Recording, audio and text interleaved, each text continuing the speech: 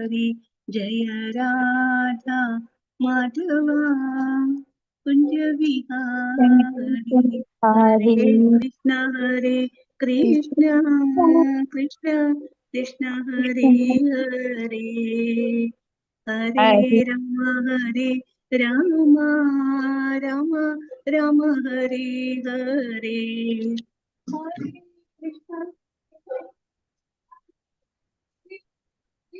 हरे हरे हरे राम राम राम हरे हरे हरे कृष्ण कृष्ण कृष्ण हरे हरे हरे राम राम राम राम हरे हरे हरे कृष्ण प्रभुजी हरे ಹರೇ ಕೃಷ್ಣ ಪ್ರಭುಜಿ. ಪ್ರಣಾಮಗಳು ಕೃಷ್ಣ ಪ್ರಭುಜಿ. ಮಾತಾಜಿ. ಹರೇ ಕೃಷ್ಣ. ಹರೇ ಕೃಷ್ಣ ಎಲ್ಲ ಭಕ್ತರಿಗೂ. ಓಂ ನಮೋ ಭಗವತೆ ವಾಸುದೇವಾಯ. ಓಂ ನಮೋ ಭಗವತೆ ವಾಸುದೇವಾಯ. ಓಂ ನಮೋ ಭಗವತೆ ವಾಸುದೇವಾಯ. ಓಂ ನಮೋ ಭಗವತೆ ವಾಸುದೇವಾಯ. ಓಂ ನಮೋ ಭಗವತೆ ವಾಸುದೇವಾಯ. ಓಂ ನಮೋ ಭಗವತೆ ವಾಸುದೇವಾಯ. ನಾರಾಯಣಂ ನಮಸ್ಕೃತ್ಯ ನಾರಾಯಣಂ ನಮಸ್ಕೃತ್ಯ ನರಂ ಚೈವ ನರೋತ್ತಮಂ ನರಂ ಚೈವ ನರೋತ್ತಮಂ ದೇವೀಂ ಸರಸ್ವತೀಂ ವ್ಯಾಸಂ ದೇವೀಂ ಸರಸ್ವತಿ ವ್ಯಾಸಂ ತಥೋ ಜಯಂ ಮುದೀರಯೇತ್. ತಥೋ ಜಯಮುದೀರಯೇತ್. ನಷ್ಟಪ್ರಾಯೇಷು ಅಭದ್ರೇಷು ನಷ್ಟಪ್ರಾಯೇಷು ಅಭದ್ರೇಷು ನಿತ್ಯಂ ಭಾಗವತ ಸೇವಯಾ. ನಿತ್ಯಂ ಭಾಗವತ ಸೇವಯ. ಭಗವತಿ ಉತ್ತಮ ಶ್ಲೋಕೆ ಭಗವತಿ ಉತ್ತಮ ಶ್ಲೋಕೆ ಭಕ್ತಿರ್ಭವತಿ ನೈಷ್ಟಿಕೀ. ಭಕ್ತಿರ್ಭವತಿ ನೈಷ್ಠಿಕೀ. ಸೊ ಇವತ್ತು ಶ್ಲೋಕ 29ರಿಂದ ಓಮಜ್ಞಾನತಿಮಿರಾಂಧಸ್ಯ ಜ್ಞಾನಾಂಜನಶಲಾಕಯ ಚಕ್ಷುರುನ್ಮೀಲಿತಂ ಯೇನ ತಸ್ಮೈ ಶ್ರೀ ಗುರವೇ ನಮಃ. ನಮೋ ಓಂ ವಿಷ್ಣುಪಾದಾಯ ಕೃಷ್ಣಪ್ರೇಷ್ಠಾಯ ಭೂತಲೆ ಶ್ರೀಮತೆ ಭಕ್ತಿವೇದಾಂತ ಸ್ವಾಮಿನಿತಿ ನಾಮಿನೇ.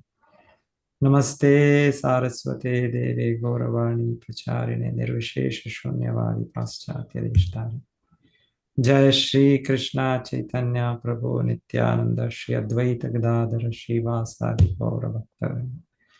हरे कृष्णा कृष्ण कृष्ण हरे हरे हरे राम राम राम हरे हरे. ಸೊ ಅಧ್ಯಾಯದಲ್ಲಿ ನಾವು ಇಷ್ಟವರೆಗೂ ಬ್ರಹ್ಮದೇವರ ಪ್ರಾರ್ಥನೆ ಕೇಳಿದ್ವಿ. ಸೊ ನಂತರ ಈಗ ಗರ್ಭೋದಕಶಾಹಿ ವಿಷ್ಣು ಈಗ ಬ್ರಹ್ಮದೇವರಿಗೆ ಪ್ರಾರ್ಥನೆಯನ್ನು ಸ್ವೀಕರಿಸಿ ಹೀಗೆ ಮಾತಾಡ್ತಾ ಇದ್ದಾರೆ. ಶ್ರೀ ಭಗವಾನ್ ಉವಾಚ ಮಾ ವೇದ ಗರ್ಭ ಗಾಸ್ತಂಧ್ರಿಂ ಸರ್ಗ ಉದ್ಯಮಂ ಆವಹ ತನ್ಮಯಾಪಾದಿತಂ ಹ್ಯಗ್ರೆ ಯನ್ಮಾಂ ಪ್ರಾರ್ಥಯತೆ ಭವಾನ್. ದೇವೋತ್ತಮ ಪರಮಪುರುಷನು ಹೀಗೆಂದನು, ವೇದಗರ್ಭನಾಗಿರುವ ಬ್ರಹ್ಮನೇ, ಸೃಷ್ಟಿ ಕಾರ್ಯದ ನಿರ್ವಹಣೆಯ ವಿಷಯದಲ್ಲಿ ನೀನು ನಿರುತ್ಸಾಹಿಯಾಗುವುದು ಅಥವಾ ವ್ಯಾಕುಲಿತನಾಗುವುದು ಬೇಡ. ನೀನು ನನ್ನಿಂದ ಬೇಡುವುದನ್ನು ಈ ಮೊದಲೇ ಕೊಡಲಾಗಿದೆ. ಭಾವಾರ್ಥ ಶಿಲ ಪ್ರಭುಪಾದರಿಂದ. ಜಯ ಶಿಲ ಪ್ರಭುಪಾದ. ಭಗವಂತನಿಂದ ಅಥವಾ ಅವನ ನಿಜ ಪ್ರತಿನಿಧಿಯಿಂದ ಅಧಿಕೃತನಾದವನು ಅವನಿಗೆ ಕಾರ್ಯವನ್ನು ವಹಿಸಿಕೊಟ್ಟಾಗಲೇ ಅನುಗ್ರಹೀತನು ಆಗಿರುತ್ತಾನೆ.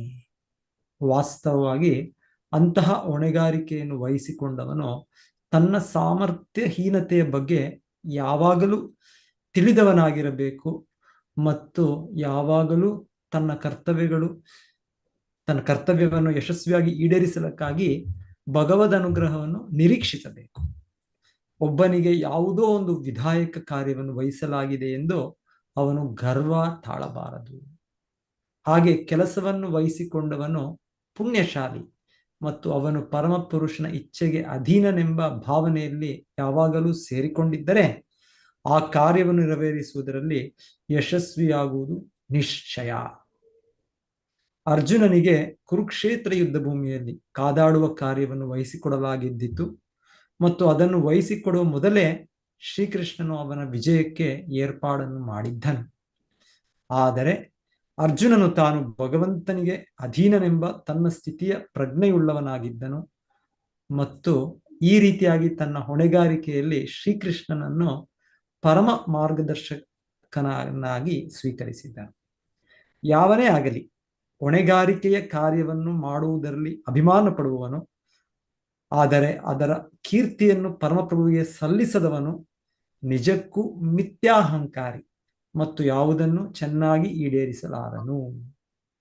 ಬ್ರಹ್ಮನು ಮತ್ತು ಅವನ ಹೆಜ್ಜೆಗಳನ್ನು ಅನುಸರಿಸುವ ಶಿಷ್ಯ ಪರಂಪರೆಯ ಜನರು ಪರಮಪ್ರಭುವಿನ ಪ್ರೇಮದ ದಿವ್ಯ ಸೇವೆ ಸಲ್ಲಿಸುವುದರಲ್ಲಿ ಯಾವಾಗಲೂ ಯಶಸ್ವಿಗಳಾಗುವರು. ಶ್ರೀಲ ಪ್ರಭುಪಾದರು ಹೇಳ್ತಾ ಇದ್ದಾರೆ, ಇದು ಬ್ರಹ್ಮದೇವರಿಗೊಬ್ಬರಿಗೆ ಅಂತಲ್ಲ, ಯಾರು ಬ್ರಹ್ಮದೇವರ ಕಾಲ್ನಡಿಗೆಯಲ್ಲಿ ಅವರು ಅದೇ ರೀತಿ ಭಕ್ತಿ ಭಾವದಲ್ಲಿದ್ದರೆ ಸೊ ಅವರ ಕಾರ್ಯ ಕೂಡ ಯಶಸ್ವಿ ಆಗತ್ತೆ. ಹೇಗೆ ಸುಶೀಲ ಪ್ರಭುಪಾದರು ಹೇಳ್ತಾ ಇರೋದು, ಆ ಕರ್ತವ್ಯದಲ್ಲಿ ಹೊಣೆಗಾರಿಕೆಯಲ್ಲ ಇದ್ದಾಗ ಸಾಮರ್ಥ್ಯಹೀನತೆಯ ಬಗ್ಗೆ ಯಾವಾಗಲೂ ತಿಳಿದವನಾಗಿರಬೇಕು. ನಮಗೆ ಇಲ್ಲ, ನಮಗೆ ಶಕ್ತಿ ಇಲ್ಲ, ಅರ್ಹತೆ ಇಲ್ಲ, ಸಾಮರ್ಥ್ಯ ಇಲ್ಲ ಅನ್ನೋದನ್ನ ನಾವು ಯಾವಾಗಲೂ ನಮಗೆ ಅದನ್ನ ಗಮನದಲ್ಲಿದ್ರೆ ಮತ್ತೆ ನಾವು ಆ ಕರ್ತವ್ಯನ ಯಶಸ್ವಿಯಾಗಿ ಈಡೇರಿಸಲಿಕ್ಕೆ ಭಗವದ್ ಅನುಗ್ರಹವನ್ನು ನಿರೀಕ್ಷಿಸಬೇಕು. ಸೊ ಹೇಳ್ತಾರೆ, ಸೊ ಹೀಗೆ ನಾವು ಆ ಮನಸ್ಥಿತಿಯನ್ನು ಬೆಳೆಸ್ಕೊಂಡ್ರೆ ಹೇಳ್ತಾರೆ ಅವ ಖಂಡಿತವಾಗಿ ಅದು ಭಗವಂತನ ಕೃಪೆಯಿಂದ ಯಶಸ್ವಿ ಆಗುತ್ತೆ ಅಂತ ಹೇಳ್ತಾರೆ. ಅದರ ವಿರುದ್ಧವಾಗಿ ಇನ್ನೊಂದು ಹೇಳ್ತಾ ಇದ್ದಾರೆ, ಯಾವನೇ ಆಗಲಿ ಹೊಣೆಗಾರಿಕೆಯ ಕಾರ್ಯವನ್ನು ಮಾಡುವುದರಲ್ಲಿ ಅಭಿಮಾನ ಪಡುವವನು, ಆದರೆ ಅದರ ಕೀರ್ತಿಯನ್ನು ಪರಮಪ್ರಭುವಿಗೆ ಸಲ್ಲಿಸದವನು ನಿಜಕ್ಕೂ ಮಿಥ್ಯಾಹಂಕಾರಿ ಮತ್ತು ಯಾವುದನ್ನು ಚೆನ್ನಾಗಿ ಈಡೇರಿಸಲಾರನು. ಸೊ ಚೆನ್ನಾಗಿ ಈಡೇರಿಸಲಾರ. ಸೊ ಎರಡು ಇದೆ. ಇದನ್ನ ನಾವು ಇಲ್ಲಿಂದ ಅಲ್ಲಿಗೆ ಹೋಗ್ಬೇಕು ನಾವು. ಸೊ ನಾವು ಆಕ್ಚುಲಿ ಇವಾಗ ಈ ಸ್ಥಿತಿಯಲ್ಲಿ ಇದ್ದೇವೆ, ಹೊಣೆಗಾರಿಕೆ ಮಾಡಿದ್ರು ನಾವು ಅಭಿಮಾನ ಇದೆ ನಮಗೆ ಅದರ ಕೀರ್ತಿಯನ್ನು ನಾವೇ ತೆಗೆದುಕೊಳ್ತೇವೆ, ಭಗವಂತನ ಕೊಡೋದಿಲ್ಲ ನಾವು ಹಾಗೆ ಮಿಥ್ಯಾಹಂಕಾರ. ಸೊ ಹಾಗಾಗಿ ನಮ್ಮ ಚಟುವಟಿಕೆಗಳು ಚೆನ್ನಾಗಿ ಆಗೋದಿಲ್ಲ. ಸೊ ಇದು ನಮ್ಮ ಈಗ ಭೌತಿಕ ಸ್ಥಿತಿ. ಸೊ ಇಲ್ಲಿಂದ ನಾವು ಅಲ್ಲಿಗೆ ಹೋಗ್ಬೇಕು. ಅಂತ ಇಲ್ಲಿ ಹೇಳ್ತಾ ಇರೋದು, ಯಾವಾಗಲೂ ನಮ್ಮ ಸಾಮರ್ಥ್ಯಹೀನತೆಯ ಬಗ್ಗೆ ನಾವು ತಿಳಿದವರಾಗಿರಬೇಕು. ಮತ್ತೆ ಯಾವಾಗಲೂ ಆ ಕರ್ತವ್ಯ ಯಾವುದು ಯಶಸ್ವಿಯಾಗಿ ಈಡೇರಲಿಕ್ಕೆ ಭಗವಂತ ಅನುಗ್ರಹವನ್ನು ನಿರೀಕ್ಷಿಸಬೇಕು. ಸೊ ಬ್ರಹ್ಮದೇವರು ಈ ಸ್ಥಿತಿಯಲ್ಲಿದ್ದಾರೆ. ಬ್ರಹ್ಮದೇವರ ಹೆಜ್ಜೆಗಳಲ್ಲಿ ಹೋಗ್ತಾ ಇಲ್ಲ, ಶುದ್ಧ ಭಕ್ತರು ಕೂಡ ಈ ಸ್ಥಿತಿಯಲ್ಲಿದ್ದಾರೆ. ಸೊ ಹಾಗೆ ಅವ್ರಿಗೆ ಹೇಳ್ತಾ ಇದ್ದಾರೆ, ಅವರಿಗೆ ಆಗಲೇ ಭಗವಂತನು ಆಗಲೇ ಅವರ ಚಟುವಟಿಕೆಯನ್ನ ಅವನು ಯಶಸ್ವಿ ಆಗೋದಕ್ಕೆ ಅನುಗ್ರಹಿಸ್ಬಿಟ್ಟಿದ್ದಾರೆ. ಹೇಳ್ತಾ ಇದ್ದಾರೆ ಭಗವಂತನ ಇವರಿಗೆ ಬ್ರಹ್ಮನಿಗೆ ಮೊದಲೇ ಕೊಡಲಾಗಿದೆ ನೀನಾಗಲಿ, ಯಾಕೆ ನೀನು ವ್ಯಾಕುಲತೆಯಲ್ಲಿದ್ಯಾ, ಯಾಕೆ ನಿರುತ್ಸಾಹದಲ್ಲಿದ್ಯಾ, ಆಗಲೇ ನೀನೇನ್ ಕೇಳ್ತಾ ಇದೆ ಇದು ಆಗಲೇ ನಿನಗೆ ಕೊಟ್ಟಾಗಿದೆ. ನೆಕ್ಸ್ಟ್ ಮುಂದೆ ಶ್ಲೋಕ. ಭೂಯಸ್ತ್ವಂ ತಪ ಆತಿಷ್ಠ ವಿದ್ಯಾಂ ಚೈವ ಮದಾಶ್ರಯಾಂ ತಾಭ್ಯಾಂ ಅಂತಃಹೃದಿ ಬ್ರಹ್ಮನ್ ಲೋಕಾನ್ ದ್ರಕ್ಷ್ಯಸಿ ಅಪಾವೃತಾನ್. ಹೇ ಬ್ರಹ್ಮನೇ, ನನ್ನ ಅನುಗ್ರಹವನ್ನು ಪಡೆಯುವುದಕ್ಕಾಗಿ ಇನ್ನೂ ತಪಸ್ಸಿನಲ್ಲಿ ಮತ್ತು ಧ್ಯಾನದಲ್ಲಿ ಇರುವವನಾಗು ಮತ್ತು ಜ್ಞಾನ ತತ್ವಗಳನ್ನು ಅನುಸರಿಸು. ಈ ಕಾರ್ಯಗಳಿಂದ ನೀನು ನಿನ್ನ ಹೃದಯದೊಳಗಿನಿಂದಲೇ ಪ್ರತಿಯೊಂದನ್ನು ತಿಳಿಯಲು ಶಕ್ತನಾಗುವೆ. ನಿನ್ನ ಹೃದಯದೊಳಗಿನಿಂದಲೇ ಪ್ರತಿಯೊಂದನ್ನು ತಿಳಿಯಲು ಶಕ್ತನಾಗುವೆ. ಶಿಲಪ್ರಭುಪಾದ ಭಾವಾರ್ಥ. ಜಯ ಶಿಲಪ್ರಭುಪಾದ. ವಹಿಸಿಕೊಟ್ಟ ಹೊಣೆಗಾರಿಕೆಯ ಕಾರ್ಯವನ್ನು ಈಡೇರಿಸುವುದರಲ್ಲಿ ನಿರತನಾದ ಓರ್ವ ವ್ಯಕ್ತಿಯ ಮೇಲೆ ಭಗವಂತನು ತೋರಿಸುವ ಕರುಣೆ ಊಹಾತೀತವಾದುದು. ಆದರೆ ಅವನ ಕರುಣೆ ದೊರೆಯುವುದು ನಮ್ಮ ತಪಸ್ಸಿನಿಂದ ಮತ್ತು ಭಕ್ತಿ ಸೇವೆಯನ್ನು ನಡೆಸುವ ನಿರಂತರ ಪ್ರಯತ್ನದಿಂದ ಆಗಿರುತ್ತದೆ. ಬ್ರಹ್ಮನಿಗೆ ಲೋಕ ವ್ಯವಸ್ಥೆಗಳ ನಿರ್ಮಾಣ ಕಾರ್ಯವನ್ನು ವಹಿಸಿಕೊಡಲಾಗಿದ್ದಿತು. ಬ್ರಹ್ಮನು ಧ್ಯಾನ ಮಾಡಿದಾಗ ಲೋಕ ವ್ಯವಸ್ಥೆಗಳನ್ನು ಎಲ್ಲಿ ಮತ್ತು ಹೇಗೆ ಏರ್ಪಡಿಸಬೇಕೆಂಬ ತಿಳುವಳಿಕೆಯು ಅವನಿಗೆ ಬಹು ಸುಲಭವಾಗಿ ಬರುವುದೆಂದು ಭಗವಂತನು ಬೋಧಿಸಿದನು. ನಿರ್ದೇಶನಗಳು ಒಳಗಿನಿಂದ ಬರಬೇಕಾದವು ಮತ್ತು ಆ ಕಾರ್ಯದಲ್ಲಿ ಚಿಂತಿಸುವ ಅಗತ್ಯ ಇರಲಿಲ್ಲ. ಬುದ್ಧಿಯೋಗದ ಅಂತಹ ಉಪದೇಶಗಳು ಭಗವದ್ಗೀತೆಯಲ್ಲಿ ದೃಢಪಟ್ಟಿರುವಂತೆ ನೇರವಾಗಿ ಶ್ರೀಕೃಷ್ಣನಿಂದ ನಿರೂಪಿತವಾಗಿವೆ. ತೇಷಾಂ ಸತತ ಯುಕ್ತಾನಾಂ ಭಜತಾಂ ಪ್ರೀತಿಪೂರ್ವಕಂ ದದಾಮಿ ಬುದ್ಧಿಯೋಗಂ ತಂ ಯೇನ ಮಾಂ ಉಪಯಾಂತಿ ತೇ. ಭಗವಂತನು ಇನ್ನ ಹೇಳ್ತಾ ಇದ್ದಾರೆ ಬ್ರಹ್ಮದೇವರಿಗೆ, ಇಲ್ಲ ಅಷ್ಟೇ ಆಗೋಯ್ತು ಭಕ್ತಿ. ಆಕ್ಚುಲಿ ಭಕ್ತಿ ಚಟುವಟಿಕೆಗಳು ಇದು ನಮ್ಮ ನಿತ್ಯವಾದ, ಇದು ನಮ್ಮ ಧರ್ಮ. ಇದು ಸೊ ಹೀಗೆ ಭಕ್ತಿ ಅನ್ನೋದು ಏನೋ ನಾವು ಹಿಂದೆ ಮಾಡಿದ್ವೋ, ಇಲ್ಲಾಂದ್ರೆ ಮಾಡಿದ ಸ್ವಲ್ಪ ಟೈಮ್ ಇನ್ನು ಮಾಡಬೇಕು ಅದಾದ್ಮೇಲೆ ಇಲ್ವಾ, ಆ ಥರ ಅಲ್ಲ. ಈ ಭಕ್ತಿ ಚಟುವಟಿಕೆ ಹೇಳೋದು ಇದು ಪ್ರತಿ ಜೀವಿಯ ಸಹಜ ಧರ್ಮ. ಸೊ ಹಾಗಾಗಿ ಈಗ ಈ ಪರಿಪೂರ್ಣತೆ ಪಡೆದಿದ್ದಾರೆ ಬ್ರಹ್ಮದೇವರು, ಭಗವಂತನ ನೋಡ್ತಾ ಇದ್ದಾರೆ. ಆದರೂ ಭಗವಂತನ ಹೇಳ್ತಾ ಇದ್ದಾರೆ, ನೀನು ಮುಂದುವರಿಸ್ಬೇಕಿನ್ನ, ನೀನು ಇನ್ನು ಇನ್ನ ಚಟುವಟಿಕೆಗಳು ಇನ್ನ ಮುಂದುವರಿಬೇಕು. ಅದ್ರ ಮುಂದುವರೆದ್ರಲ್ಲಿ ಮಾಡಿದ್ರಲ್ಲಿ ಆಗ ನಿನಗೆ ಮಾರ್ಗದರ್ಶನ ಸಿಗುತ್ತೆ ಅಂತ ಹೇಳ್ತಾ ಇದೆ. ಸೊ ಇಲ್ಲಿ ಹೇಳಿದ್ದು, ಬ್ರಹ್ಮನು ಧ್ಯಾನ ಮಾಡಿದಾಗ ಲೋಕ ವ್ಯವಸ್ಥೆಗಳನ್ನು ಎಲ್ಲಿ ಮತ್ತು ಹೇಗೆ ಏರ್ಪಡಿಸಬೇಕೆಂಬ ತಿಳುವಳಿಕೆಯು ಅವನಿಗೆ ಬಹು ಸುಲಭವಾಗಿ ಬರುವುದು. ಸೊ ಅವರು ತಪಸ್, ಅವ್ರ ಭಕ್ತಿ ಚಟುವಟಿಕೆಗಳು, ಭಗವಂತನ ಧ್ಯಾನದಲ್ಲಿ ಅವರು ಮಾಡುವಾಗ ಅವ್ರಿಗೆ ಭಗವಂತನು ಹೇಗೆ ಇದು, ಎಲ್ಲಿ ಲೋಕಗಳು, ಎಲ್ಲೆಲ್ಲಿ ಯಾವ ಸ್ಥಾನದಲ್ಲಿರ್ಬೇಕದು, ಎಷ್ಟೆಷ್ಟು ದೂರದಲ್ಲಿರ್ಬೇಕು, ಹೇಗಿರ್ಬೇಕು, ಸೊ ಪ್ರತಿಯೊಂದು ಭಗವಂತನ ಹೇಳ್ತಾನೆ, ನಾನು ತಿಳಿಸ್ಕೊಡ್ತೇನೆ ಅಂತ. ಇನ್ನ ಮುಂದುವರಿಸ್ಬೇಕು ಅಂತ ಭಗವಂತನ ನಿರ್ದೇಶನ ಹೇಳ್ತಾರೆ. 31 ತತ ಆತ್ಮನಿ ಲೋಕೆ ಚ ಭಕ್ತಿಯುಕ್ತ ಸಮಾಹಿತಃ ದ್ರಷ್ಟಾಸಿ ಮಾಂ ತತಂ ಬ್ರಹ್ಮನ್ ಮಯಿ ಲೋಕಾಂಸ್ತ್ವಮಾತ್ಮನಃ. ಎಲೆ ಬ್ರಹ್ಮನೇ, ನೀನು ಭಕ್ತಿ ಸೇವೆಯಲ್ಲಿ ಮಗ್ನನಾದಾಗ ನಿನ್ನ ಸೃಷ್ಟಿ ಕಾರ್ಯಗಳ ಮುನ್ನಡೆಯಲ್ಲಿ ನೀನು ನನ್ನನ್ನು ನಿನ್ನಲ್ಲಿಯೂ ವಿಶ್ವದಲ್ಲಿ ಎಲ್ಲೆಲ್ಲಿಯೂ ಕಾಣುವೆ. ಸ್ವತಃ ನೀನು ವಿಶ್ವ ಮತ್ತು ಜೀವಿಗಳ ಎಲ್ಲವೂ ನನ್ನಲ್ಲಿರುವುದನ್ನು ಕಾಣುವೆ. ಸೊ ಇದು ನಿಜವಾದ ದೃಷ್ಟಿ. ಸೊ ನಮಗೆ ಈ ನಿಜವಾದ ದೃಷ್ಟಿ ಇಲ್ಲ. ಈಗ ನಮಗೆ ಬೇರೆ ದೃಷ್ಟಿ, ಬಹಿರಂಗವಾಗಿ ದೃಷ್ಟಿ ನಮಗೆ. ಸೊ ಬ್ರಹ್ಮದೇವರಿಗೆ ನಿಜವಾದ ದೃಷ್ಟಿ ಇದೆ. ಸೊ ಅವರಿಗೆ ಇನ್ನ ಅವರ ದೃಷ್ಟಿ ಇನ್ನ ಎಷ್ಟು ಪಕ್ವವಾಗುತ್ತೆ. ಸೊ ಭಗವಂತನಿಗೆ ಹೇಳೋದಿಲ್ಲ, ಅವರಿಗೆ ಎಲ್ಲವೂ ಕೂಡ ಭಗವಂತನಲ್ಲೇ ಇದೆ, ಭಗವಂತನು ಎಲ್ಲೆಲ್ಲಿಯೂ ಇದ್ದಾನೆ. ಸೊ ಹಾಗೆ ಕಾಣುತ್ತೆ ಅಂತ ಹೇಳ್ತಾರೆ. ಶಿಲ ಪ್ರಭುಪಾದರು ಅದನ್ನ ಭಾವಾರ್ಥದಲ್ಲಿ ಈಗ ಇನ್ನೊಂದು ರೀತಿಯಲ್ಲಿ ಕೃಷ್ಣ ಲೀಲೆಯಿಂದ ಕೃಷ್ಣ ಅವತರಿಸಿದಾಗ ಕೂಡ ಅವರು ಈ ಚಟುವಟಿಕೆಗಳನ್ನ ನೋಡ್ತಾರೆ. ಕೃಷ್ಣನ ಚಟುವಟಿಕೆಗಳಲ್ಲಿ ಈ ರೀತಿ ಭಗವಂತನನ್ನು ಅವರು ಅವರ ದಿವ್ಯ ಲೀಲೆಗಳನ್ನು ನೋಡ್ತಾ ಈ ರೀತಿಯ ಏನು ನಿರ್ಣಾಯಕ ತತ್ವಗಳೇ ಅದನ್ನೆಲ್ಲ ಅವರು ಸಾಕ್ಷಾತ್ಕರಿಸ್ತಾರೆ ಅಂತ ಆ ರೀತಿ ಕೂಡ ಹೇಳ್ತಾರೆ ಕೃಷ್ಣ ಅವತಾರದಲ್ಲಿ. ಬ್ರಹ್ಮನು ತನ್ನ ದಿನದಲ್ಲಿ ಭಗವಂತನನ್ನು ಶ್ರೀಕೃಷ್ಣನನ್ನಾಗಿ ಕಾಣುವನೆಂದು ಇಲ್ಲಿ ಭಗವಂತನು ಹೇಳಿರುತ್ತಾನೆ. ಭಗವಂತನು ತನ್ನ ಬಾಲ್ಯದಲ್ಲಿ ವೃಂದಾವನದಲ್ಲಿದ್ದಾಗ ತಾನೇ ಕರುಗಳಾಗಿ ಹೇಗೆ ವಿಸ್ತರಿಸಿಕೊಂಡನೆಂಬುದನ್ನು ಬ್ರಹ್ಮನು ಗೌರವಿಸುವನು. ಸೊ ಇದು ಯಾರಿಗೂ ಗೊತ್ತಾಗ್ಲಿಲ್ಲ. ಕೃಷ್ಣ ಬ್ರಹ್ಮ ವಿಮೋಹನ ಲೀಲಾ ನಾವಿವಾಗ ಕೇಳ್ತಾ ಇದ್ದೇವೆ ಭಾಗವತದಲ್ಲಿ, ಈಗ ಮಾಡಿದ್ರು ಬ್ರಹ್ಮಗೆ ಕೃಷ್ಣ ಅಂತ. ಆದ್ರೆ ಬ್ರಹ್ಮ ವೈಯಕ್ತಿಕವಾಗಿ ನೋಡಿದ್ರು, ಅವ್ರಿಗೆ ನೇರವಾಗಿ, ಅವ್ರಿಗೆ ಬೇರೆಯವ್ರಿಗೆ ಯಾರು ಅಷ್ಟು ಗೊತ್ತಾಗ್ಲಿಲ್ಲ. ಒಂದು ರೀತಿಯಲ್ಲಿ ಬಲರಾಮನಿಗೆ ಕೊನೆಯಲ್ಲಿ ಗೊತ್ತಾಯ್ತು ಭಗವಂತನ ಇದರಿಂದ, ಇಲ್ಲಾಂದ್ರೆ ಅವ್ರಿಗೂ ಗೊತ್ತಿರ್ಲಿಲ್ಲ, ಯಾವ ವೃಂದಾವನವಾಸಿಗಳಿಗೂ ಗೊತ್ತಿಲ್ಲ, ಯಾವ ಗೋಪಿಕೆಯರು, ಯಾವ ಇವರು ಯಾರಿಗೂ ಗೊತ್ತಿಲ್ಲ. ತಮ್ಮ ಮಕ್ಕಳನ್ನೇ ಬ್ರಹ್ಮದೇವರು ಅಪಹರಿಸಿ ಹೋಗಿದ್ದಾರೆ. ಸೊ ಕೃಷ್ಣನು ಅವರ ವಿಸ್ತರಣೆ ವ್ಯಕ್ತಿತ್ವವನ್ನು ಕೃಷ್ಣನೇ ತನ್ನ ವಿಸ್ತರಣೆಗಳಲ್ಲಿ ತೆಗೆದುಕೊಂಡು ಕೃಷ್ಣ 1 ವರ್ಷ ಮಾಡಿದ ಚಟುವಟಿಕೆಗಳು. ಸೊ ಆ 1 ವರ್ಷ ಕೃಷ್ಣನು ಮಾಡಿದ ಚಟುವಟಿಕೆಗಳು ಯಾರಿಗೂ ಗೊತ್ತಾಗಲಿಲ್ಲ. ಕೊನೆಗೆ ಬ್ರಹ್ಮದೇವ್ರಿಗೂ ಗೊತ್ತಾಗಲಿಲ್ಲ ಮೊದಲಿಗೆ 1 ವರ್ಷ. ಕೊನೆಯಲ್ಲಿ ಬ್ರಹ್ಮದೇವರು ಮತ್ತೆ ಬಂದಾಗ ಆವಾಗ ಕೃಷ್ಣ ಬ್ರಹ್ಮದೇವರು ತೋರಿಸಿದ್ದು, ಹೀಗೆ ನೋಡಿ, ಈಗ 1 ವರ್ಷ ಈಗ ನೀನು ಕರೆದುಕೊಳ್ಳುವ ವ್ಯಕ್ತಿಗಳು ಇದ್ದಾರೆ, ನೀನು ಎಲ್ಲಿ ಅಡಗಿಸಿಟ್ಟಿದೆಯಾ ಅಲ್ಲಿದ್ದಾರೆ, ಆದರೆ ಅವರು ಇಲ್ಲೂ ಕೂಡ ಇದ್ದಾರೆ. ಆದ್ರೆ ಅವರು ನೀನು ಕರೆದುಕೊಂಡು ಹೋಗಿದ ವ್ಯಕ್ತಿಗಳಲ್ಲ, ಅದು ನಾನೇ, ನನ್ನ ವಿಸ್ತರಣೆಗಳು, ನನ್ನ ವಿಷ್ಣು ವಿಸ್ತರಣೆಗಳು. ಸೊ ಹಾಗೆ ಕೃಷ್ಣನು ಬ್ರಹ್ಮನಿಗೆ ತೋರಿಸಿದ್ರು. ಸೊ ಬ್ರಹ್ಮನಿಗೆ ಕೃಷ್ಣನು ಇನ್ಯಾರಿಗೂ ತೋರಿಸ್ಲಿಲ್ಲ, ಬ್ರಹ್ಮನಿಗೆ ತೋರಿಸಿದಷ್ಟೇ. ಯಶೋಧ ಮಾತೆಯು ಕೃಷ್ಣನ ಕ್ರೀಡಾಮಯ ಬಾಲಲೀಲೆಗಳಲ್ಲಿ ಅವನ ಬಾಯಿಯೊಳಗೆ ಸಕಲ ವಿಶ್ವಗಳನ್ನು ಲೋಕ ವ್ಯವಸ್ಥೆಗಳನ್ನು ಕಂಡಳೆಂಬುದನ್ನು ತಿಳಿದುಕೊಳ್ಳುವನು. ಮತ್ತು ಬ್ರಹ್ಮನ ದಿನದಲ್ಲಿ ಶ್ರೀಕೃಷ್ಣ ಅವತಾರ ಕಾಲದಲ್ಲಿ ಎಷ್ಟೋ ಲಕ್ಷ ಬ್ರಹ್ಮರು ಇರುವರೆಂಬುದನ್ನು ಕೂಡ ಕಾಣುವನು. ಸೊ ಇದು ಕೂಡ ನಾವು ಕೇಳ್ತೇವೆ. ದ್ವಾರಕೆಯಲ್ಲಿ ಕೃಷ್ಣ ಲೀಲೆ, ಬ್ರಹ್ಮದೇವರಿಗೆ ಕೃಷ್ಣ ತೋರಿಸಿದ್ದು ಅವರ ತರ ಎಷ್ಟೋ ಲಕ್ಷಾಂತರ ಕೋಟ್ಯಂತರ ಬ್ರಹ್ಮದೇವರಿದ್ದಾರೆ. ಈ ನಾಲ್ಕು ಮುಖದ ಬ್ರಹ್ಮ, ಹಾಗೆ 4 ತಲೆಯ ಬ್ರಹ್ಮ, 10 ತಲೆಯ ಬ್ರಹ್ಮ, 100 ತಲೆಯ ಬ್ರಹ್ಮ, 1000 ತಲೆಯ ಬ್ರಹ್ಮ, 1,00,000 ತಲೆಯ ಬ್ರಹ್ಮ, 10 ಲಕ್ಷ ತಲೆಯ ಬ್ರಹ್ಮ. ಸೊ ಈ ರೀತಿ ಎಷ್ಟೋ ನೂರಾರು ಸಾವಿರಾರು ಲಕ್ಷಾಂತರ ಬ್ರಹ್ಮದೇವರು ಕೂಡ ಬ್ರಹ್ಮದೇವರು ಕೃಷ್ಣ ತೋರಿಸ್ತಾರೆ.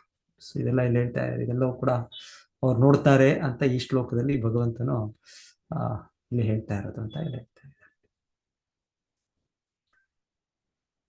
ಆದರೆ ಎಲ್ಲೆಲ್ಲಿಯೂ ತನ್ನ ಶಾಶ್ವತ ದಿವ್ಯ ರೂಪಗಳಾಗಿ ಕಾಣಿಸುತ್ತಿರುವ ಭಗವಂತನ ಈ ಅಭಿವ್ಯಕ್ತಿಗಳನ್ನು ಶುದ್ಧ ಭಕ್ತರಲ್ಲದೆ ಇತರರು ತಿಳಿಯಲಾರರು.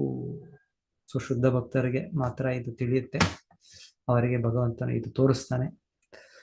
ಭಗವಂತನ ಭಕ್ತಿ ಸೇವೆಯಲ್ಲಿ ಇದೆಲ್ಲವೂ ನೋಡಿ, ಭಗವಂತನ ಭಕ್ತಿ ಸೇವೆಯಲ್ಲಿ ಸದಾ ನಿರತರಾದ ಮತ್ತು ಭಗವಂತನಲ್ಲೇ ಪೂರ್ಣವಾಗಿ ತಲ್ಲೀನರಾದ ಶುದ್ಧ ಭಕ್ತರು ಮಾತ್ರ ತಿಳಿಯಬಲ್ಲರು. ಇಲ್ಲಿ ಬ್ರಹ್ಮನ ಅತ್ಯುನ್ನತವಾದ ಅರ್ಹತೆಗಳು ಕೂಡ ನಿರೂಪಿತವಾಗಿವೆ. ಸೊ ಹಾಗಾಗಿ ಇದು ತುಂಬಾ ರೇರ್, ತುಂಬಾ ವಿರಳ ಈ ರೀತಿ ಭಗವಂತನ ದೃಷ್ಟಿ ಕಾಣಬೇಕು ಅಂದ್ರೆ. ಸೊ ಇದರಿಂದ ಇಲ್ಲಿ ಹೇಳ್ತಾ ಇದ್ದಾರೆ, ಬ್ರಹ್ಮನ ಅತ್ಯುನ್ನತ ಅರ್ಹತೆಯನ್ನು ನಾವು ಅರ್ಥ ಮಾಡ್ಕೊಳ್ಬಹುದು, ನಿರೂಪಣೆ ಆಗಿದೆ ಇಲ್ಲಿ. ಸೊ ಬ್ರಹ್ಮದೇವರಿಗೆ ಯಾರಿದು ಭಗವಂತನ ತೋರಿಸ್ತಾ ಇದೆ, ಅವನ ದಿವ್ಯ ರೂಪಗಳು, ನೂರಾರು ಸಾವಿರಾರು ಬ್ರಹ್ಮಗಳನ್ನು ಭಗವಂತನ ತೋರಿಸಿದ. ಮತ್ತೆ ಹಾಗೆ ಅವನು ತನ್ನ ಸ್ನೇಹಿತರು, ತನ್ನ ಕರುಗಳು, ಹಾಗೆ ಭಗವಂತನ ವಿಸ್ತರಿಸಿಕೊಂಡು ತೋರಿಸಿದ್ರು. ಇದೆಲ್ಲ ಬ್ರಹ್ಮದೇವರ ಅರ್ಹತೆ ಇರೋದ್ರಿಂದ ಭಗವಂತನ ತೋರಿಸೋದು. ಸೊ ಇದು ಭಗವಂತನ ಎಲ್ಲರಿಗೂ ತೋರಿಸೋದಿಲ್ಲ, ನಮ್ಗೆ ತೋರಿಸೋದಿಲ್ಲ. ಇದು ಸೊ ನಾವು ಕೇಳ್ತಾ ಇದ್ದೀವಿ ಅಷ್ಟೇ, ನಮಗೆ ಇದು ನೋಡೋಕ್ಕಾಗ, ನೋಡೋ ಶಕ್ತಿ ಇಲ್ಲ, ನೋಡೋ ನಮಗೆ ಅರ್ಹತೆ ಇಲ್ಲ. ಬ್ರಹ್ಮದೇವರಿಗಿದೆ ಅರ್ಹತೆ ಇಲ್ಲ ನೋಡೋದಕ್ಕೆ. ಸೊ ಬ್ರಹ್ಮನ ಅತ್ಯುನ್ನತವಾದ ಅರ್ಹತೆಗಳು ಇದರಲ್ಲಿ ನಿರೂಪಿತವಾಗಿದೆ ಅಂತ ಹೇಳ್ತಾ ಇದ್ದಾರೆ. ನೀನು ಭಕ್ತಿ ಸೇವೆಯಲ್ಲಿ ಮಗ್ನನಾದಾಗ ನಿನ್ನ ಸೃಷ್ಟಿ ಕಾರ್ಯಗಳ ಮುನ್ನಡೆಯಲ್ಲಿ ನೀನು ನನ್ನನ್ನು ನಿನ್ನಲ್ಲಿಯೂ ವಿಶ್ವದಲ್ಲಿ ಎಲ್ಲೆಲ್ಲಿಯೂ ಕಾಣುವೆ. ಸ್ವತಃ ನೀನು, ವಿಶ್ವ ಮತ್ತು ಜೀವಿಗಳು ಎಲ್ಲವೂ ನನ್ನಲ್ಲಿರುವುದನ್ನು ಕಾಣುವೆ. 32 ಯದಾತು ಸರ್ವಭೂತೇಷು ದಾರುಷ್ವಗ್ನಿಂ ಇವ ಸ್ಥಿತಂ ಪ್ರತಿಚಕ್ಷಿತ ಮಾಂ ಲೋಕೋ ಜಹ್ಯಾತರ್ಹೇವ ಕಶ್ಮಲಂ. ಕಟ್ಟಿಗೆಯಲ್ಲಿ ಅಗ್ನಿ ಇರುವ ಹಾಗೆ ಎಲ್ಲ ಜೀವಿಗಳಲ್ಲಿ ಮತ್ತು ವಿಶ್ವದ ಎಲ್ಲ ಕಡೆಗಳಲ್ಲಿ ನೀನು ನನ್ನನ್ನು ಕಾಣುವೆ. ಅಂತಹದೊಂದು ದಿವ್ಯ ದೃಷ್ಟಿಯ ಸ್ಥಿತಿಯಲ್ಲಿ ಮಾತ್ರವೇ ನೀನು ಎಲ್ಲ ಬಗೆಯ ಕಶ್ಮಲಗಳಿಂದ ಮುಕ್ತನಾಗಲು ಸಮರ್ಥನಾಗುವೆ.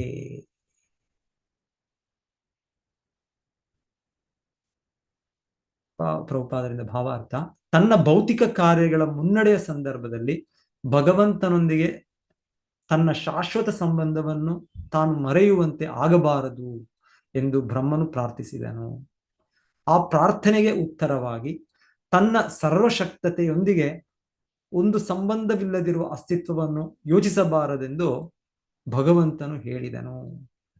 ಕಟ್ಟಿಗೆಯಲ್ಲಿರುವ ಅಗ್ನಿಯನ್ನು ಉದಾಹರಿಸಲಾಗಿದೆ. ಕಟ್ಟಿಗೆಯು ನಾನಾ ವಿಧವಾಗಿದ್ದರೂ ಆ ಕಟ್ಟಿಗೆಯಲ್ಲಿ ಉರಿಯುವ ಬೆಂಕಿ ಯಾವಾಗಲೂ ಒಂದೇ. ಹಾಗೆಯೇ ಭೌತಿಕ ಸೃಷ್ಟಿಯಲ್ಲಿಯ ಶರೀರಗಳು ಆಕಾರ ಮತ್ತು ಗುಣಕ್ಕೆ ಅನುಸಾರವಾಗಿ ವಿಶೇಷವಾಗಿ ಬೇರೆ ಬೇರೆಯಾಗಿರಬಹುದು, ಆದರೆ ಅವುಗಳೊಳಗಿನ ಚೇತನಾತ್ಮರು ಬೇರೆ ಬೇರೆಯಲ್ಲ. ಬೆಂಕಿಯ ಗುಣವಾಗಿರುವ ಉಷ್ಣವು ಎಲ್ಲ ಕಡೆಯೂ ಒಂದೇ ಮತ್ತು ಆಧ್ಯಾತ್ಮದ ಕಿಡಿ ಅಥವಾ ಪರಮಚೇತನನ ಅಂಶವು ಪ್ರತಿಯೊಂದು ಜೀವಿಯಲ್ಲಿಯೂ ಒಂದೇ ರೀತಿಯಾದ. ಹೀಗೆ ಭಗವಂತನ ಶಕ್ತಿಯು ಅವನ ಸೃಷ್ಟಿಯಲ್ಲೆಲ್ಲ ಹರಡಿರುತ್ತದೆ. ಈ ದಿವ್ಯ ಜ್ಞಾನ ಮಾತ್ರವೇ ಭೌತಿಕ ಕಶ್ಮಲದಿಂದ ಒಬ್ಬನನ್ನು ಕಾಪಾಡಬಹುದು. ಭಗವಂತನ ಶಕ್ತಿಯು ಎಲ್ಲ ಕಡೆಯೂ ಹರಡಿರುವುದರಿಂದ ಶುದ್ಧಾತ್ಮನು ಅಥವಾ ಭಗವದ್ಭಕ್ತನು ಪ್ರತಿಯೊಂದನ್ನೂ ಭಗವಂತನ ಸಂಬಂಧದೊಳಗೆ ಕಾಣಬಹುದು ಮತ್ತು ಇದೇ ಕಾರಣದಿಂದ ಅವನಿಗೆ ಹೊರಗಿನ ಆವರಣಗಳ ಬಗೆಗೆ ಮೋಹವಿರುವುದಿಲ್ಲ. ಅದೇ ಶುದ್ಧ ಆಧ್ಯಾತ್ಮಿಕ ಭಾವನೆಯು ಅವನಿಗೆ ಭೌತಿಕ ಸಂಘದ ಯಾವ ಕಲ್ಮಶಗಳು ತಟ್ಟದಂತೆ ಮಾಡುವುದು. ಶುದ್ಧ ಭಕ್ತನು ಎಲ್ಲ ಸಂದರ್ಭಗಳಲ್ಲಿಯೂ ಭಗವಂತನ ಸ್ಪರ್ಶವನ್ನು ಮರೆಯುವುದಿಲ್ಲ.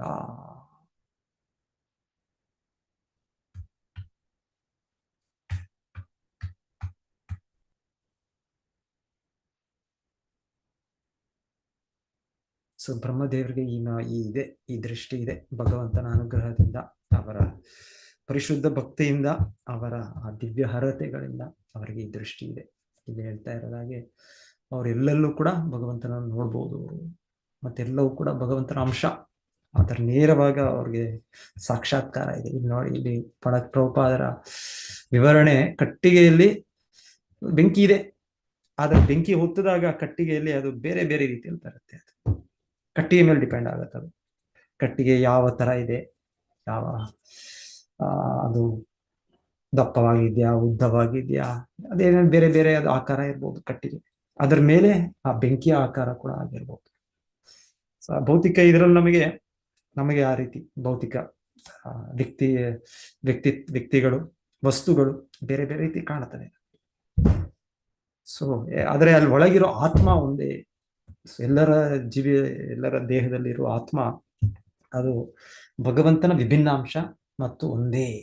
ಅಲ್ಲಿ ಬೇರೆ ಇಲ್ಲ. ಅಲ್ಲಿ ಆದ್ರೆ ನಮಗ್ ಬೇರೆ ಕಾಣಿಸುತ್ತೆ. ನಮಗೆ ಬೇರೆ ವ್ಯಕ್ತಿಗಳು, ಒಬ್ಬ ಮನುಷ್ಯನು, ಒಬ್ಬ ಪ್ರಾಣಿ, ಒಬ್ಬ ಪಕ್ಷಿ, ಮನುಷ್ಯರಲ್ಲೂ ಕೂಡ ಒಬ್ಬರು ಈ ಸಮಾಜಕ್ಕೆ ಸೇರಿದವರು, ಒಬ್ಬರು ಆ ದೇಶಕ್ಕೆ ಸೇರಿದವರು, ಇವರು ಅವರ ಇದು ನಮಗೆ ವ್ಯತ್ಯಾಸಗಳೇ ಕಾಣುತ್ತೆ.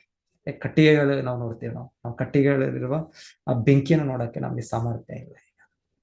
ಸೊ ಆದರೆ ಹೇಳ್ತಾರೆ, ಪರಿಶುದ್ಧ ಭಕ್ತರಿಗೆ ಭಗವಂತನ ಕೃಪೆಯಿಂದ ಅವರಿಗೆ ಆ ಬೆಂಕಿ ಕಾಣುತ್ತಾರೆ. ಆ ಬೆಂಕಿಯನ್ನು ಅವರು ಕಟ್ಟಿಗೆಯವರು ಬೆಂಕಿಯನ್ನು ನೋಡೋ ರೀತಿಯಲ್ಲಿ ಅವ್ರಿಗೆ ಆತ್ಮವನ್ನು ನೋಡೋ ಶಕ್ತಿ ಇರುತ್ತೆ.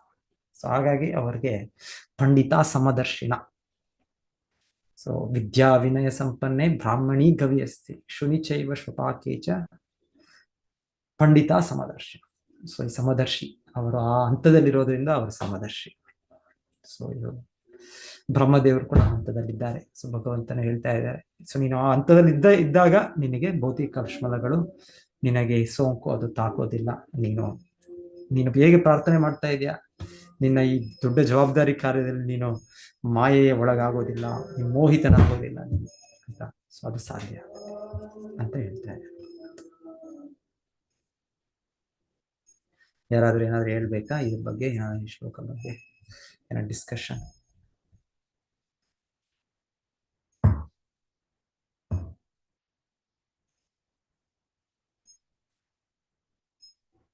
ಇಲ್ಲಾಂದ್ರೆ ಮುಂದೆ ಹೋಗೋಣ. 33. ಯದಾರಹಿತಮಾತ್ಮಾನಂ ಭೂತೇಂದ್ರಿಯ ಗುಣಾಶಯೇ ಸ್ವರೂಪೇಣ ಮಯೋಪೇತಂ ಪಶ್ಯನ್ ಸ್ವರಾಜ್ಯಂ ರಿಚ್ಯತಿ. ನೀನು ಸ್ಥೂಲ ಮತ್ತು ಸೂಕ್ಷ್ಮ ಶರೀರಗಳ ಕಲ್ಪನೆಯಿಂದ ಮುಕ್ತನಾದಾಗ ಮತ್ತು ನಿನ್ನ ಇಂದ್ರಿಯಗಳು ಭೌತ ಪ್ರಕೃತಿ ಗುಣಗಳ ಸಕಲ ಪ್ರಭಾವಗಳಿಂದ ಮುಕ್ತವಾದಾಗ ನಿನ್ನ ಒಡನಾಟದಲ್ಲಿ ನಿನ್ನ ಶುದ್ಧ ಸ್ವರೂಪವನ್ನು ಸಾಕ್ಷಾತ್ಕಾರ ಮಾಡಿಕೊಳ್ಳುವೆ. ಆಗ ನೀನು ಶುದ್ಧ ಪ್ರಜ್ಞೆಯಲ್ಲಿ ನೆಲೆಗೊಳ್ಳುವೆ.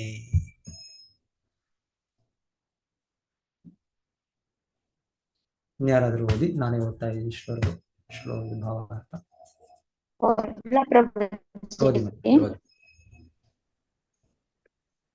ಹರೇ ಕೃಷ್ಣ ಪ್ರಭುಜಿ. ಭಾವಾರ್ಥ ಶಿಲಪ್ರಭುಪಾದರಿಂದ ಶಿಲಪ್ರಭುಪಾದಿ ಕಿ ಜೈ. ಭಕ್ತಿ ರಸಾಮೃತ ಸಿಂಧುವಿನಲ್ಲಿ ಹೇಳಿರುವಂತೆ ಭಗವಂತನಿಗೆ ದಿವ್ಯ ಪ್ರೇಮದ ಸೇವೆಯನ್ನ ಸಲ್ಲಿಸುವುದು ಮಾತ್ರವೇ ಇಚ್ಛೆ ಆಗಿರುವ ಮನುಷ್ಯನು ಭೌತಿಕ ಅಸ್ತಿತ್ವದ ಯಾವುದೇ ಸ್ಥಿತಿಯಲ್ಲಿಯೂ ಸ್ವತಂತ್ರ ವ್ಯಕ್ತಿಯಾಗಿರುತ್ತಾನೆ. ಅಂತಹ ಸೇವಾ ಮನೋಭಾವವೇ ಜೀವಿಯ ಸ್ವರೂಪ, ನಿಜವಾದ ರೂಪವಾಗಿದೆ. ಈ ಶ್ರೀ ಚೈತನ್ಯ ಮಹಾಪ್ರಭು ಅವರು ಚೈತನ್ಯ ಚರಿತಾಮೃತದಲ್ಲಿ ಕೂಡ ಪರಮ ಪ್ರಭುವಿನ ನಿತ್ಯ ದಾಸ್ಯವೇ ಜೀವಿಯ ನಿಜವಾದ ಆಧ್ಯಾತ್ಮಿಕ ಸ್ವರೂಪವೆಂದು ಘೋಷಿಸುವ ಮೂಲಕ ಈ ಹೇಳಿಕೆಯನ್ನ ದೃಢಪಡಿಸುತ್ತಾರೆ.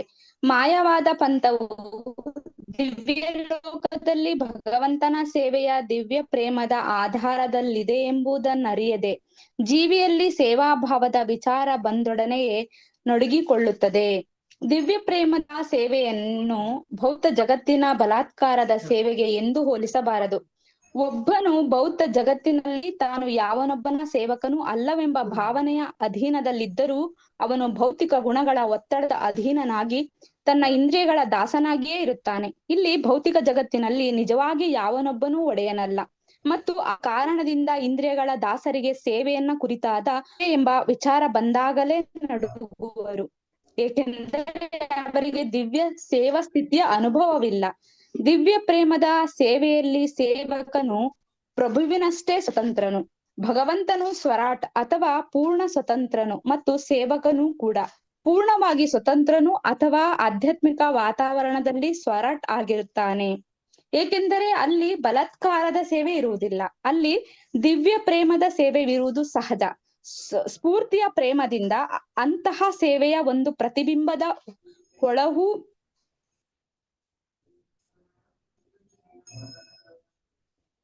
ಮಾತಾಜಿ ಲೀವ್ ಆದ್ರ ಸಿಗ್ನಲ್ಸ್ ಏನೋ ಇದಾಯ್ತು ಅನ್ಸುತ್ತೆ ಅವ್ರಿಗೆ. ಹರೇ ಕೃಷ್ಣ. ನೆಟ್ವರ್ಕ್ ಹೋಯ್ತು ಪ್ರಭುಜಿ. ಓಕೆ, ಕೇಳ್ತದೆ ಈಗ ಕೇಳ್ತದೆ. ಇಲ್ಲಿಂದ ಹೋಗಿ. ಒಳವು ತಾಯಿಯು ಮಗನಿಗೆ ಇಲ್ಲಿಂದ ಅಂತಹ ಸೇವೆಯು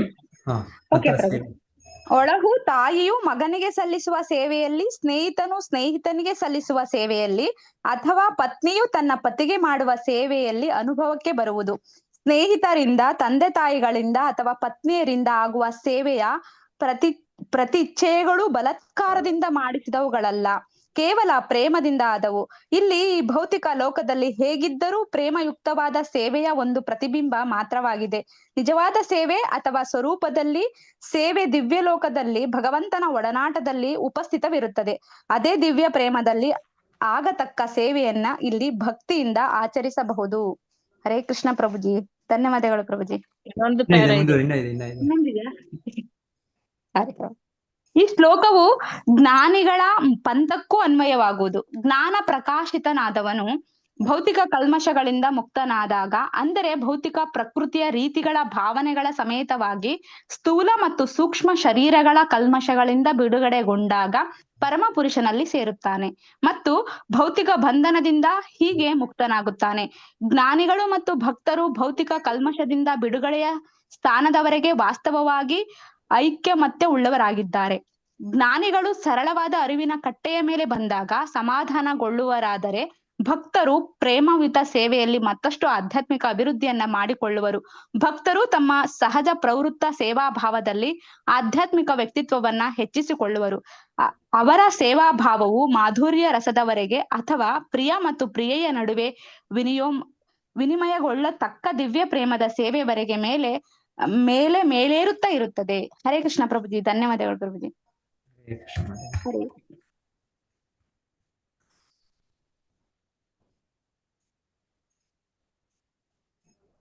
ಸ್ಥೂಲ ಮತ್ತು ಸೂಕ್ಷ್ಮ ಶರೀರ ಕಲ್ಪನೆಯಿಂದ ಮುಕ್ತನಾದಾಗ, ಇಂದ್ರಿಯಗಳು ಭೌತ ಪ್ರಕೃತಿ ಗುಣಗಳ ಸಕಲ ಪ್ರಭಾವಗಳಿಂದ ಮುಕ್ತವಾದಾಗ, ನನ್ನ ಒಡನಾಟದಲ್ಲಿ ಶುದ್ಧ ಸ್ವರೂಪ ಸಾಕ್ಷಾತ್ಕಾರ ಮಾಡಿಕೊಳ್ಳಲು. ಶಿಲ ಪ್ರಭುಪಾದರು ಹೇಳ್ತಾ ಇದ್ದಾರೆ, ಈ ಶುದ್ಧ ಸ್ವರೂಪ ಅಂದ್ರೆ ಜೀವಿಯರ ಸ್ವರೂಪ ನಿತ್ಯ ಕೃಷ್ಣ ದಾಸ್, ನಮ್ಮ ನಿಜವಾದ ಸ್ವರೂಪ ಅದು.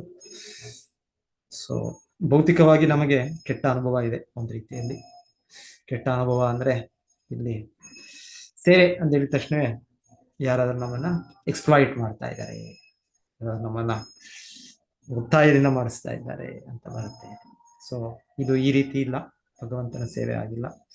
ಭಗವಂತನ ಸೇವೆಯಲ್ಲಿ ಆ ರೀತಿ ಒತ್ತಾಯ ಇಲ್ಲ. ಇಲ್ಲಿ ಹೇಳ್ತಾರೆ, ಅಲ್ಲಿ ಭಗವಂತನ ಮೇಲೆ ಇರುವ ಸಹಜ ಪ್ರೇಮ, ಅದು ಪ್ರಭಾವ, ಅದು ನಮಗೆ ಪ್ರೇರೇಪಣೆ, ಅದೇ ಪ್ರೇರಣೆ. ಆ ಪ್ರೇರಣೆಯಿಂದ ಭಗವಂತನ ಸೇವೆ ನಡೆಯುತ್ತೆ. ಯಾವ ಒತ್ತಾಯ ಇಲ್ಲ, ಯಾವ ಒತ್ತಾಯ ಇಲ್ಲ. ಶುದ್ಧ ಭಕ್ತರು ಒಂದ್ಸಲ ತುಂಬಾ ಕಠಿಣ ತಪಸ್ಸೆ ಮಾಡಿ, ಇಲ್ಲ ಕಠಿಣ ರೀತಿಯಲ್ಲಿ ಸೇವೆ ಮಾಡೋದು, ಅವಾಗ ಅನಿಸುತ್ತೆ ಏನೋ ಒತ್ತಾಯ ಅಂತ. ಇಲ್ಲ, ಒತ್ತಾಯ. ಬ್ರಹ್ಮದೇವರು ಈ ತರ ಕಠಿಣ ತಪಸ್ಸೆ ಮಾಡಿದ್ದಾರೆ, ಅದು ಒತ್ತಾಯ ಅಲ್ಲ. ಅವ್ರಿಗೆ ಭಗವಂತನ ಮೇಲೆ ಅವ್ರಿಗೆ ಅದು ಪ್ರೇಮ ಅದು ಬಂದಿದೆ, ಅವ್ರಿಗೆ ಭಾವನೆ ಇದೆ. ಸೊ ಹಾಗೆ ಅವರ ಕಠಿಣ ತಪಸ್ಸೆ ಮಾಡುತ್ತಾರೆ. ಸೊ ಹಾಗೆ ಬೇರೆ ಬೇರೆ ಜವಾಬ್ದಾರಿಗಳು ಶುದ್ಧ ಭಕ್ತರು ಮಾಡೋದು, ನಾವು ಕೇಳೋದು ತುಂಬಾ ಕಠಿಣವಾಗಿ ಅನ್ಸುತ್ತೆ ಅದು. ಆದ್ರೆ ಇಲ್ಲ, ಅವರು ಶುದ್ಧ ಭಕ್ತಿ ಪ್ರೇಮವನ್ನು ಅವರು ಗಳಿಸಿದ್ದಾರೆ. ಗಳಿಸಿ ಅದರಲ್ಲಿ ಅವರು ಸ್ವತಂತ್ರವಾಗಿ ಮಾಡ್ತಾ ಇದ್ದಾರೆ. ಅಲ್ಲಿ ಒತ್ತಾಯ ಇಲ್ಲ, ಅಲ್ಲಿ ಸ್ವತಂತ್ರ. ಅವರು ಭಗವಂತನು ಸ್ವತಂತ್ರನು, ಹಾಗೆ ಅವನ ಶುದ್ಧ ಭಕ್ತರು ಕೂಡ ಸ್ವತಂತ್ರ. ಅವರು ಅವನಿಗೆ ಸೇವೆ ಮಾಡೋದು ಕೂಡ ಸ್ವಾತಂತ್ರ್ಯದಿಂದ ಮಾಡ್ತಾರೆ. ಒತ್ತಾಯದಿಂದ ಮಾಡ್ತಾನೆ.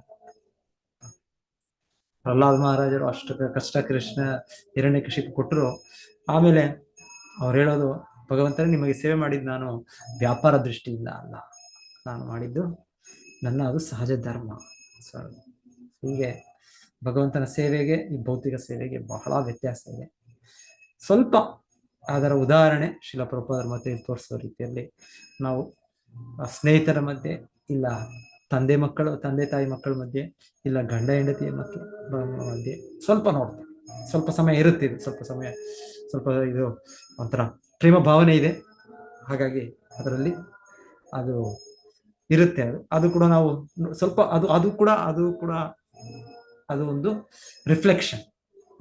ಅದು ಯಾಕಂದ್ರೆ ರಿಫ್ಲೆಕ್ಷನ್ ಆಗಿದ್ರಿಂದ ಅದು ಏನೋ ಎಲ್ಲೋ ಒಂದು ನಿಂತು,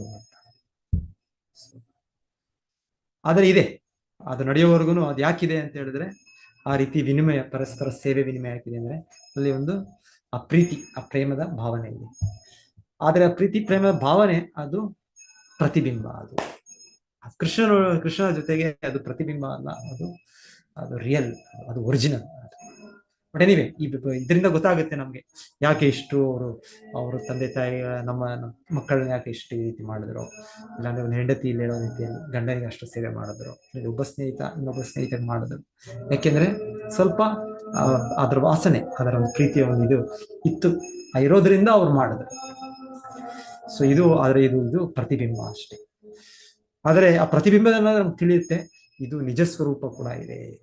ಇದು ನಿಜ ಸ್ವರೂಪ, ಅದು ಕೃಷ್ಣನೊಟ್ಟಿಗೆ ಪ್ರತಿಯೊಂದು ಜೀವಿಗೂ ಇದೆ, ನಮ್ಮೆಲ್ಲರಿಗೂ ಇದೆ. ಸೊ ಅದು ಯಾವಾಗ ಆಗುತ್ತೆ ಅಲ್ಲಿ ಹೇಳ್ತಾ ಇದ್ದಾರೆ, ಯಾವಾಗ ಅಂದ್ರೆ ನಾವು ಈ ಸಂಪೂರ್ಣ ಭೌತಿಕ ಇದರಿಂದ ಕಲ್ಮಶದಿಂದ, ಸ್ಥೂಲ ಮತ್ತು ಸೂಕ್ಷ್ಮ ಶರೀರಗಳ ಕಲ್ಪನೆಯಿಂದ ಮುಕ್ತರಾಗಬೇಕು. ಮತ್ತೆ ನಮ್ಮ ಇಂದ್ರಿಯಗಳು ಭೌತಿಕ ಪ್ರತಿಗುಣಗಳ ಸಕಲ ಪ್ರಭಾವಗಳಿಂದ ಮುಕ್ತವಾಗಬೇಕು. ಸೊ ಆವಾಗ ಅದು ಸಾಧ್ಯ.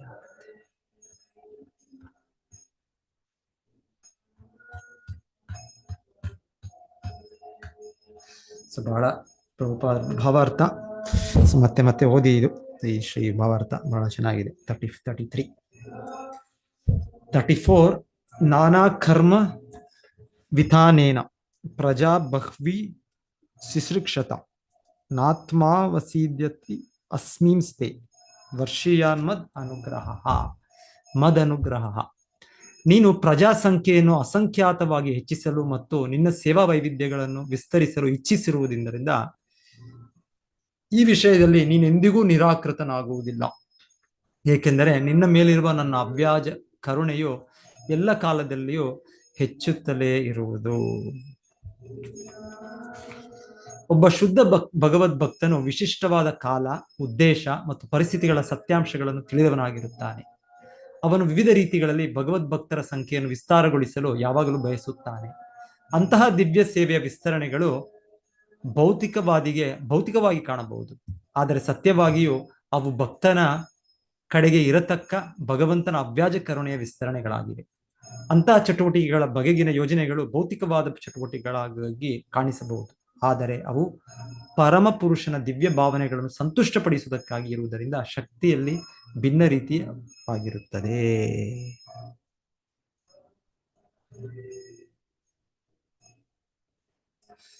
ಸೊ ಶುದ್ಧ ಭಕ್ತರು ಇಲ್ಲಿ ಹೇಳ್ತಾ ಇದ್ದಾರೆ, ಅವರು ಭಗವಂತನ ಭಕ್ತರು ಹೆಚ್ಚಿಸೋ ಒಂದು ಅವ್ರಿಗೆ ಇದು ಇದ್ರೆ ಅದು ಭೌತಿಕವಾದ ಅದು ಇದಲ್ಲ, ಅದು ಭೌತಿಕ ಇಚ್ಛೆನೋ ಭೌತಿಕವಾದ ಚಟುವಟಿಕೆನೋ ಅಲ್ಲ, ಅದು ಭಗವಂತನ ತೃಪ್ತಿ ಮಾಡಿಸುವ ಅದು ಆಧ್ಯಾತ್ಮಿಕ ಚಟುವಟಿಕೆ ಅಂತ ಹೇಳ್ತಾ ಇದ್ದಾರೆ.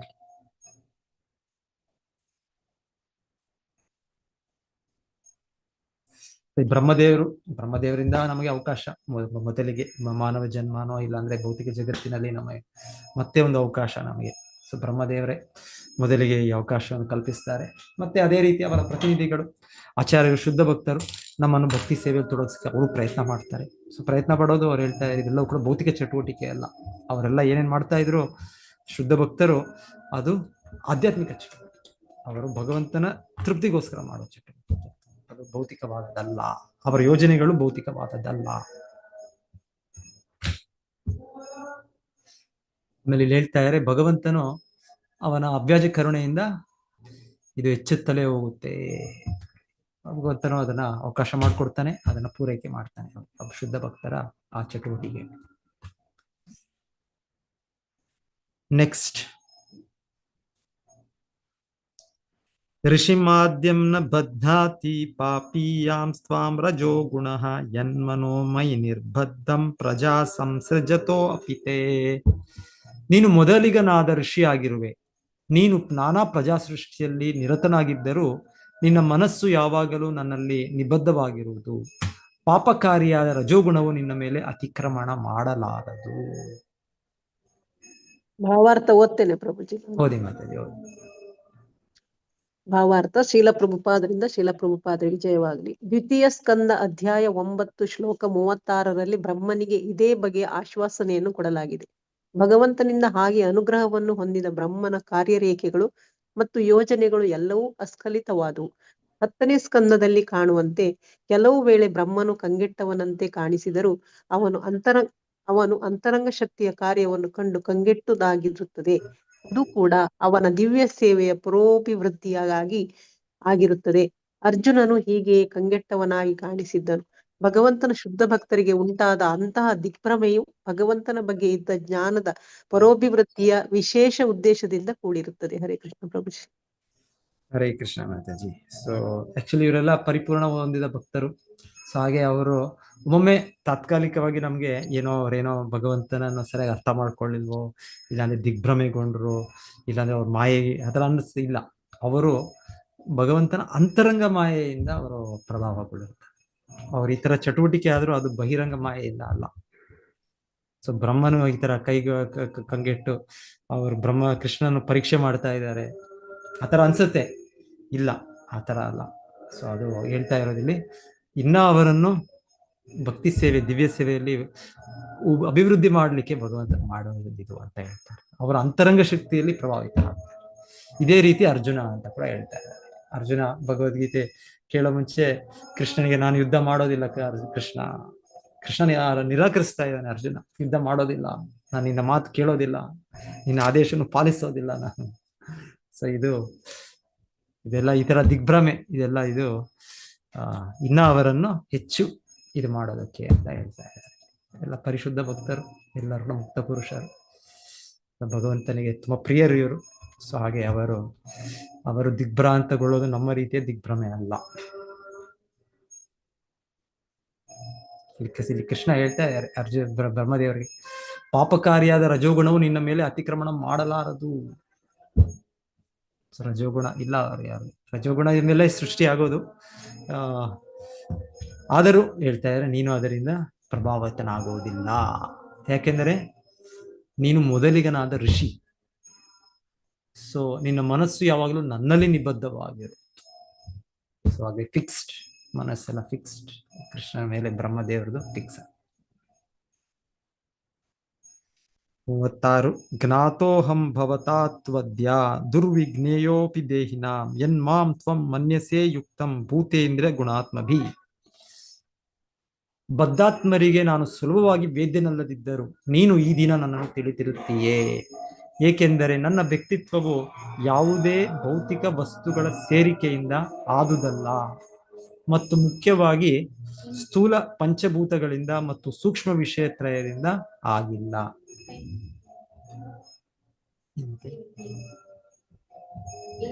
ಹರೇ ಕೃಷ್ಣ ಪ್ರಭುಜಿ. ಭಾವಾರ್ಥ ಓದ್ಲ ಪ್ರಭುಜಿ? ಓದಿ ಮಾತಾಜಿ, ಓದಿ. ಸ್ವಲ್ಪ ಮೇಲ್ ಮಾಡ್ಬೇಕು. ಹರೇ ಕೃಷ್ಣ. ಭಾವಾರ್ಥ ಬೈ ಶ್ರೀಲ ಪ್ರಭುಪಾದರಿಗೆ ಜಯವಾಗಲಿ. ಹರೇ ಕೃಷ್ಣ. ಪರಮ ಪರಿಪೂರ್ಣ ಸತ್ಯದ ಅರಿವಾಗಬೇಕಾದರೆ ಸತ್ಯದ ಅರಿವಾಗಬೇಕಾದರೆ ಭೌತಿಕ ಅಭಿವ್ಯಕ್ತಿಯನ್ನು ನಿರಾಕರಿಸುವ ಅವಶ್ಯವಿಲ್ಲ. ಅದಕ್ಕೆ ಬದಲಾಗಿ ಆಧ್ಯಾತ್ಮಿಕ ಅಸ್ತಿತ್ವವನ್ನು ಯಥಾರೂಪವಾಗಿ ತಿಳಿಯುವುದು ಅವಶ್ಯ. ಭೌತಿಕ ಅಸ್ತಿತ್ವವನ್ನು ರೂಪಗಳಲ್ಲಿ ಸಾಕ್ಷಾತ್ಕರಿಸುವಂತೆ ಆಧ್ಯಾತ್ಮಿಕ ಅಸ್ತಿತ್ವವು ರೂಪರಹಿತವಾಗಿ ಇರಬೇಕೆಂದು ಯೋಚಿಸುವುದು ಆತ್ಮನ ನಿಷೇಧಾತ್ಮಕ ಭೌತಿಕ ಕಲ್ಪನೆಯಾಗಿರುತ್ತದೆ. ಆಧ್ಯಾತ್ಮಿಕ ರೂಪವು ಭೌತಿಕ ರೂಪವಲ್ಲ ಎಂಬುದು ನಿಜವಾದ ಆಧ್ಯಾತ್ಮಿಕ ಕಲ್ಪನೆಯಾಗಿರುತ್ತದೆ. ಬ್ರಹ್ಮನು ಭಗವಂತನ ಸನಾತನ ಸ್ವರೂಪವನ್ನು ಆ ರೀತಿಯಾಗಿ ಗೌರವಿಸಿದನು ಮತ್ತು ದೇವೋತ್ತಮ ಪುರುಷನು ಬ್ರಹ್ಮನ ಆಧ್ಯಾತ್ಮಿಕ ಕಲ್ಪನೆಯನ್ನು ಮಾನ್ಯ ಮಾಡಿದನು. ಭಗವದ್ಗೀತೆಯಲ್ಲಿ ಶ್ರೀಕೃಷ್ಣನು ತನ್ನ ಶರೀರದ ಭೌತಿಕ ಕಲ್ಪನೆಯನ್ನು ಖಂಡಿಸಿದ್ದಾನೆ. ಅಂತಹ ಕಲ್ಪನೆಯು ಆತನ ತೋರಿಕೆಗೆ ಮನುಷ್ಯನ ಹಾಗೆ ಕಾಣಿಸಿದ್ದರಿಂದ ಉಂಟಾಗಿರುತ್ತದೆ. ಭಗವಂತನು ತನ್ನ ಅನೇಕಾನೇಕ ಆಧ್ಯಾತ್ಮಿಕ ರೂಪಗಳಲ್ಲಿ ಯಾವುದೇ ರೂಪದಲ್ಲಿ ಕಾಣಿಸಬಹುದು, ಆದರೆ ಅವನು ಭೌತಿಕ ನಿರ್ಮಿತನಲ್ಲ. ಅವನಿಗೆ ಶರೀರ ಮತ್ತು ಆತ್ಮ ಎಂಬ ಎರಡರೊಳಗೆ ಯಾವ ವ್ಯತ್ಯಾಸವೂ ಇಲ್ಲ. ಇದು ಭಗವಂತನ ಆಧ್ಯಾತ್ಮಿಕ ರೂಪವನ್ನು ಕಲ್ಪಿಸಿಕೊಳ್ಳುವ ವಿಧಾನವಾಗಿದೆ. ಹರೇ ಕೃಷ್ಣ ಪ್ರಭು. Thank you ಪ್ರಭುಜಿ.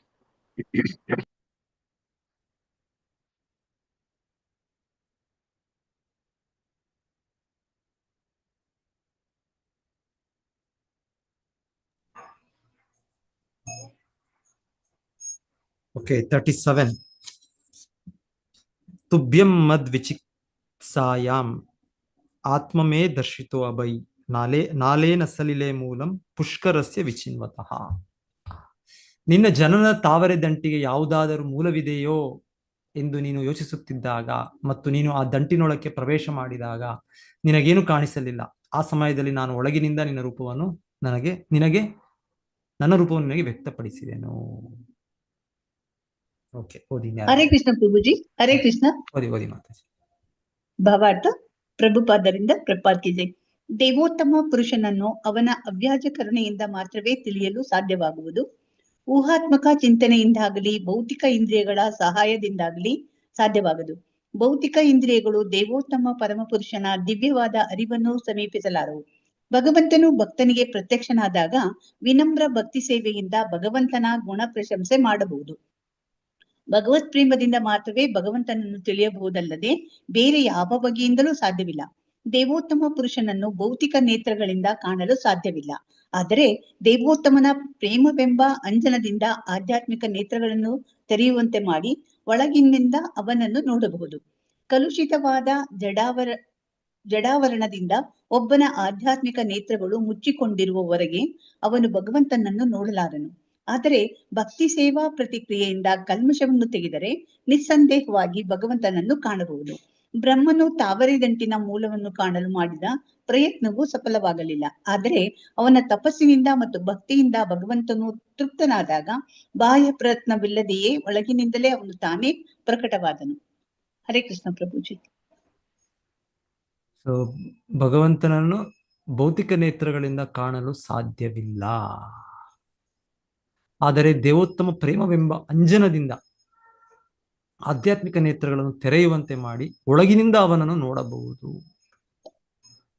ಕಲುಷಿತವಾದ ಜಡ ಆವರಣದಿಂದ ಒಬ್ಬನ ಆಧ್ಯಾತ್ಮಿಕ ನೇತ್ರಗಳು ಮುಚ್ಚಿಕೊಂಡಿರುವವರೆಗೆ ಅವನು ಭಗವಂತನನ್ನು ನೋಡಲಾರನು. ಆದರೆ ಭಕ್ತಿ ಸೇವಾ ಪ್ರಕ್ರಿಯೆಯಿಂದ ಕಲ್ಮಶವನ್ನು ತೆಗೆದರೆ ನಿಸ್ಸಂದೇಹವಾಗಿ ಭಗವಂತನನ್ನು ನೋಡಬಹುದು. ಬ್ರಹ್ಮದೇವರು ನೋಡ್ತಾರೆ ಕೃಷ್ಣ. ಅವರು ಶುದ್ಧ ಭಕ್ತರು. ಪ್ರೇಮಾಂಜನಚ್ಚುರಿತ ಭಕ್ತಿ ವಿಲೋಚನೇನ ಸಂತ ಸತೈವ ಹೃದಯೇಶು ವಿಲೋಕಯಂತಿ. ಸೊ ಅವರೇ ಕಾಣ್ತಾರೆ, ಭಗವಂತ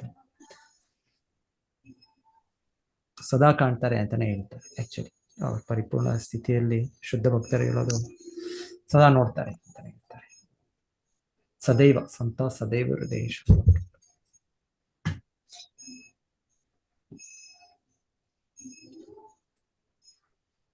ಬ್ರಹ್ಮನು ತಾವರೆ ದಂಡಿನ ಮೂಲವನ್ನು ಕಾಣಲು ಮಾಡಿದ ಪ್ರಯತ್ನ ಸಫಲವಾಗಲಿಲ್ಲ. ಆದರೆ ಅವನ ತಪಸ್ಸಿನಿಂದ ಮತ್ತು ಭಕ್ತಿಯಿಂದ ಭಗವಂತನ ತೃಪ್ತನಾದಾಗ ಬಾಹ್ಯ ಪ್ರಯತ್ನವಿಲ್ಲದೆ ಒಳಗಿನಿಂದಲೇ ಅವನು ತಾನೇ ಪ್ರಕಟನಾದನು. ಎಲೈ ಬ್ರಹ್ಮನೇ, ನನ್ನ ದಿವ್ಯ ಕಾರ್ಯಗಳ ಮಹಿಮೆಗಳನ್ನು ಹೊಗಳುತ್ತಾ ನೀನು ಹಾಡಿದ ನಿನ್ನ ಸ್ತೋತ್ರಗಳು, ನನ್ನನ್ನು ತಿಳಿಯುವುದಕ್ಕಾಗಿ ನೀನು ಕೈಗೊಂಡ ತಪಸ್ಸುಗಳು ಮತ್ತು ನನ್ನಲ್ಲಿ ನೀನಿಟ್ಟ ಅಚಲ ವಿಶ್ವಾಸ, ಇವೆಲ್ಲವೂ ನನ್ನ ಅವ್ಯಾಜ ಕರುಣೆ ಎಂದು ಭಾವಿಸತಕ್ಕದ್ದು. ಯಚ್ಚಕಾರ್ಥಾಂಗ ಮತ್ ಸ್ತೋತ್ರಂ ಮತ್ ಕಥಾಭ್ಯುದಯಾಂಕೃತಂ ಯದ್ವಾ ತಪಸ್ಯೇ ತೇ ನಿಷ್ಠಾ ಸಯೇಷ ಮದನುಗ್ರಹ. ಹರೇ ಕೃಷ್ಣ ಪ್ರಭುಜಿ. ಓದ್ಬೋದಾ ಭಾವಾರ್ಥ? ಭಾವಾರ್ಥ. ಶ್ರೀಲ ಪ್ರಭುಪಾದರಿಗೆ ಜಯವಾಗಲಿ.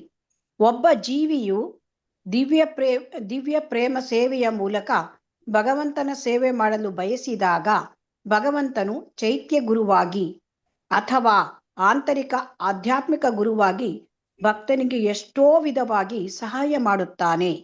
ಮತ್ತು ಹೀಗೆಯೇ ಭಕ್ತನು ಭೌತಿಕ ಗಣನೆಗೆ ಮೀರಿ ಅನೇಕ ಆಶ್ಚರ್ಯಕರವಾದ ಕಾರ್ಯಗಳನ್ನು ನೆರವೇರಿಸಬಹುದು. ಭಗವತ್ ಕೃಪೆಯಿಂದ ಓರ್ವ ಅನಭಿಜ್ಞನೂ ಕೂಡ ಅತ್ಯುನ್ನತ ಆಧ್ಯಾತ್ಮಿಕ ಸಿದ್ಧಿಯ ಸ್ತೋತ್ರಗಳನ್ನು ರಚಿಸಬಹುದು. ಅಂತಹ ಆಧ್ಯಾತ್ಮಿಕ ಸಿದ್ಧಿಯು ಭೌತಿಕ ಅರ್ಹತೆಗಳಿಂದ ಪರಿಮಿತವಾಗಿರುವುದಿಲ್ಲ, ಆದರೆ ಅದು ಒಬ್ಬನ ದಿವ್ಯ ಸೇವಾರ್ಪಣೆಯ ಪ್ರಾಮಾಣಿಕ ಪ್ರಯತ್ನದ ಪ್ರಭಾವದಿಂದ ಅಭಿವೃದ್ಧಿಗೊಳ್ಳುವುದು. ಆಧ್ಯಾತ್ಮಿಕ ಸಿದ್ಧಿಗೆ ಏಕಮೇವ ಅರ್ಹತೆ ಎಂದರೆ ಸ್ವಯಂ ಪ್ರೇರಣೆಯ ಸಾಧನೆ. ಐಶ್ವರ್ಯ ಅಥವಾ ವಿದ್ಯೆಯ ರೂಪದ ಭೌತಿಕ ಸಂಪಾದನೆಗಳನ್ನು ಪರಿಗಣಿಸಲಾಗುವುದಿಲ್ಲ. ಧನ್ಯವಾದಗಳು ಪ್ರಭುಜಿ. ಹರೇ ಕೃಷ್ಣ. ಹರೇ ಕೃಷ್ಣ ಮಾತಾಜಿ. ಸೊ ಸ್ವಯಂ ಪ್ರೇರಣೆ, ಸೊ ವೈಯಕ್ತಿಕ ಒಂದು ಪ್ರಯತ್ನ, ವಾಲಂಟರಿ ಎಂಡೆವರ್, ಇದೊಂದೇ ಹೇಳ್ತಾ ಇದ್ದಾರೆ. ಇದೊಂದು ಏನು, ಆಧ್ಯಾತ್ಮಿಕ ಸಿದ್ಧಿಗೆ ಏಕಮೇವ ಅರ್ಹತೆ ಎಂದರೆ ಸ್ವಯಂ ಪ್ರೇರಣೆಯ ಸಾಧನೆ. ಸೊ ವೈಯಕ್ತಿಕ ಸ್ವಯಂ ವಾಲಂಟರಿ ಪ್ರಯತ್ನ, ಎಂಡೆವರ್, ಪ್ರೇರಣೆ ಅಂತ ಹೇಳ್ತಾ ಇದ್ದಾರೆ. ಪ್ರಯತ್ನ ಅಂತ ಹೇಳ್ಬೋದು. ಎಂಡೆವರ್ ಅಂದ್ರೆ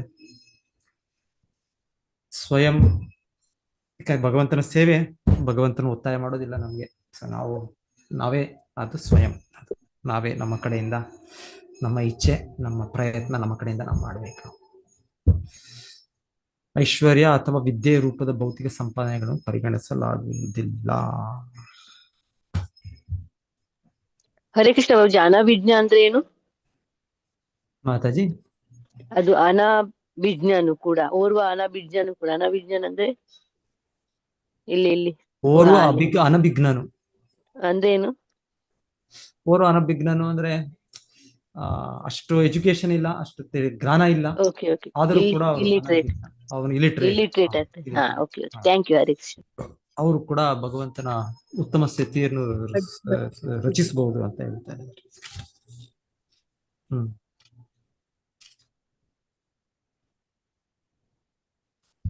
ಶ್ರೀಲ ಪ್ರಭುಪಾದರು ಲೇಮ್ಯಾನ್ ಅಂತ ಹೇಳ್ತಾ ಇದ್ದಾರೆ ಇಂಗ್ಲಿಷ್ ನಲ್ಲಿ. ಲೇಮ್ಯಾನ್, ವಾಲ್ಮೀಕಿ ಒಬ್ಬ ಲೇಮ್ಯಾನೇ ಆಗಿದ್ರಲ್ಲ ಪ್ರಭುಜಿ. ಆಮೇಲೆ ಇಡೀ ರಾಮಾಯಣವನ್ನೇ ಸೃಷ್ಟಿ ರಚಿಸಿದರು. ಅವರಿಗೆ ರಾಮ ಹೇಳಲಿಕ್ಕೆ ಬರ್ತಿರ್ಲಿಲ್ಲ, ಮರ ಮರ ಅಂತ ಹೇಳ್ತಿದ್ರು ಅಲ್ವಾ ಪ್ರಭುಜಿ? ಮತ್ತೊಂದು ಇನ್ನೊಂದು ಚೈತನ್ಯ ಚರಿತಾಮೃತದಲ್ಲಿ ಇನ್ನೊಬ್ಬರು ಬರ್ತಾರೆ, ಅವ್ರಿಗೆ ಮಾತೇ ಬರ್ತಿರ್ಲಿಲ್ಲ. ಅವನಿಗೆ ಕವಿ ಕರ್ಣಾಪುರ ಅವರಿಗೆ ಚೈತನ್ಯ ಮಹಾಪ್ರಭುಗಳ ದೃಷ್ಟಿಯಿಂದ ಅವ್ರು ಚೆನ್ನಾಗಿ ಎಲ್ಲ ಹೇಳಲಿಕ್ಕೆ ಶುರು ಮಾಡಿದ್ರಲ್ಲ ಪ್ರಭುಜಿ. ಹೆಸರು ನೆನಪಾಗ್ತಾ ಇತ್ತು.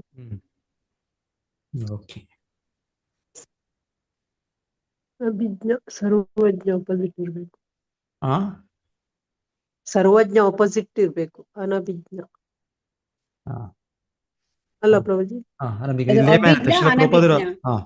ಅಭಿಜ್ಞ ಅಷ್ಟು ಬುದ್ಧಿವಂತರಲ್ಲ, ಅಷ್ಟು ಜ್ಞಾನಿ ಅಲ್ಲ, ಅಷ್ಟು ಇಲಿಟ್ರೇಟ್ ಒಂದು ರೀತಿಯಲ್ಲಿ, ಅಷ್ಟು ಲೇಮ್ಯಾನ್ ಅಂದ್ರೆ ಕಾಮನ್ ಮ್ಯಾನ್, ಏನು ಇಲ್ಲ, ಏನು ಸಾಮಾನ್ಯ, ಸರ್ವಸಾಮಾನ್ಯ.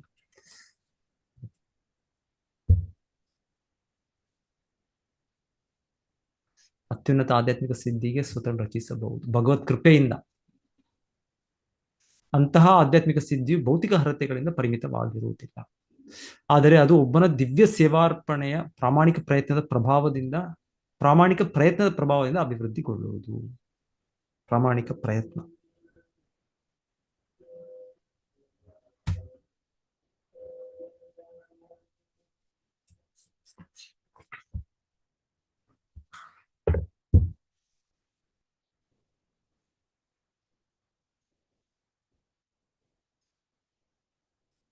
ಸೊ ಇಲ್ಲಿ ಹೇಳ್ತಾ ಇರೋದ್ರಲ್ಲಿ ಭಗವಂತನು ಬಹಳ, ಅವರ ಹೇಳಿದ ಸ್ತುತಿಗಳಿಗೆ ಕೇಳಿ ಭಗವಂತ ತುಂಬಾ ಸಂತೋಷ ಆಯ್ತು.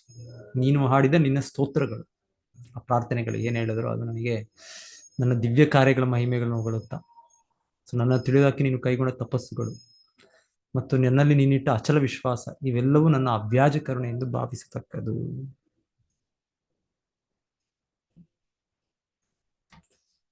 ನೆಕ್ಸ್ಟ್ ಚೆನ್ನಾಗಿದೆ ಶ್ಲೋಕ. ಭಗವಂತನ ಹೇಳೋದು, ಪ್ರೀತೋಹಂ ಅಸ್ತು ಭದ್ರಂ ತೇ ಲೋಕಾನಾಂ ವಿಜಯೇಚ್ಛಯ ಯದ್ ಅಷ್ಟೌಷೀರ್ ಗುಣಾಮಯಂ ನಿರ್ಗುಣಂ ಮಾನುವರ್ಣಯನ್.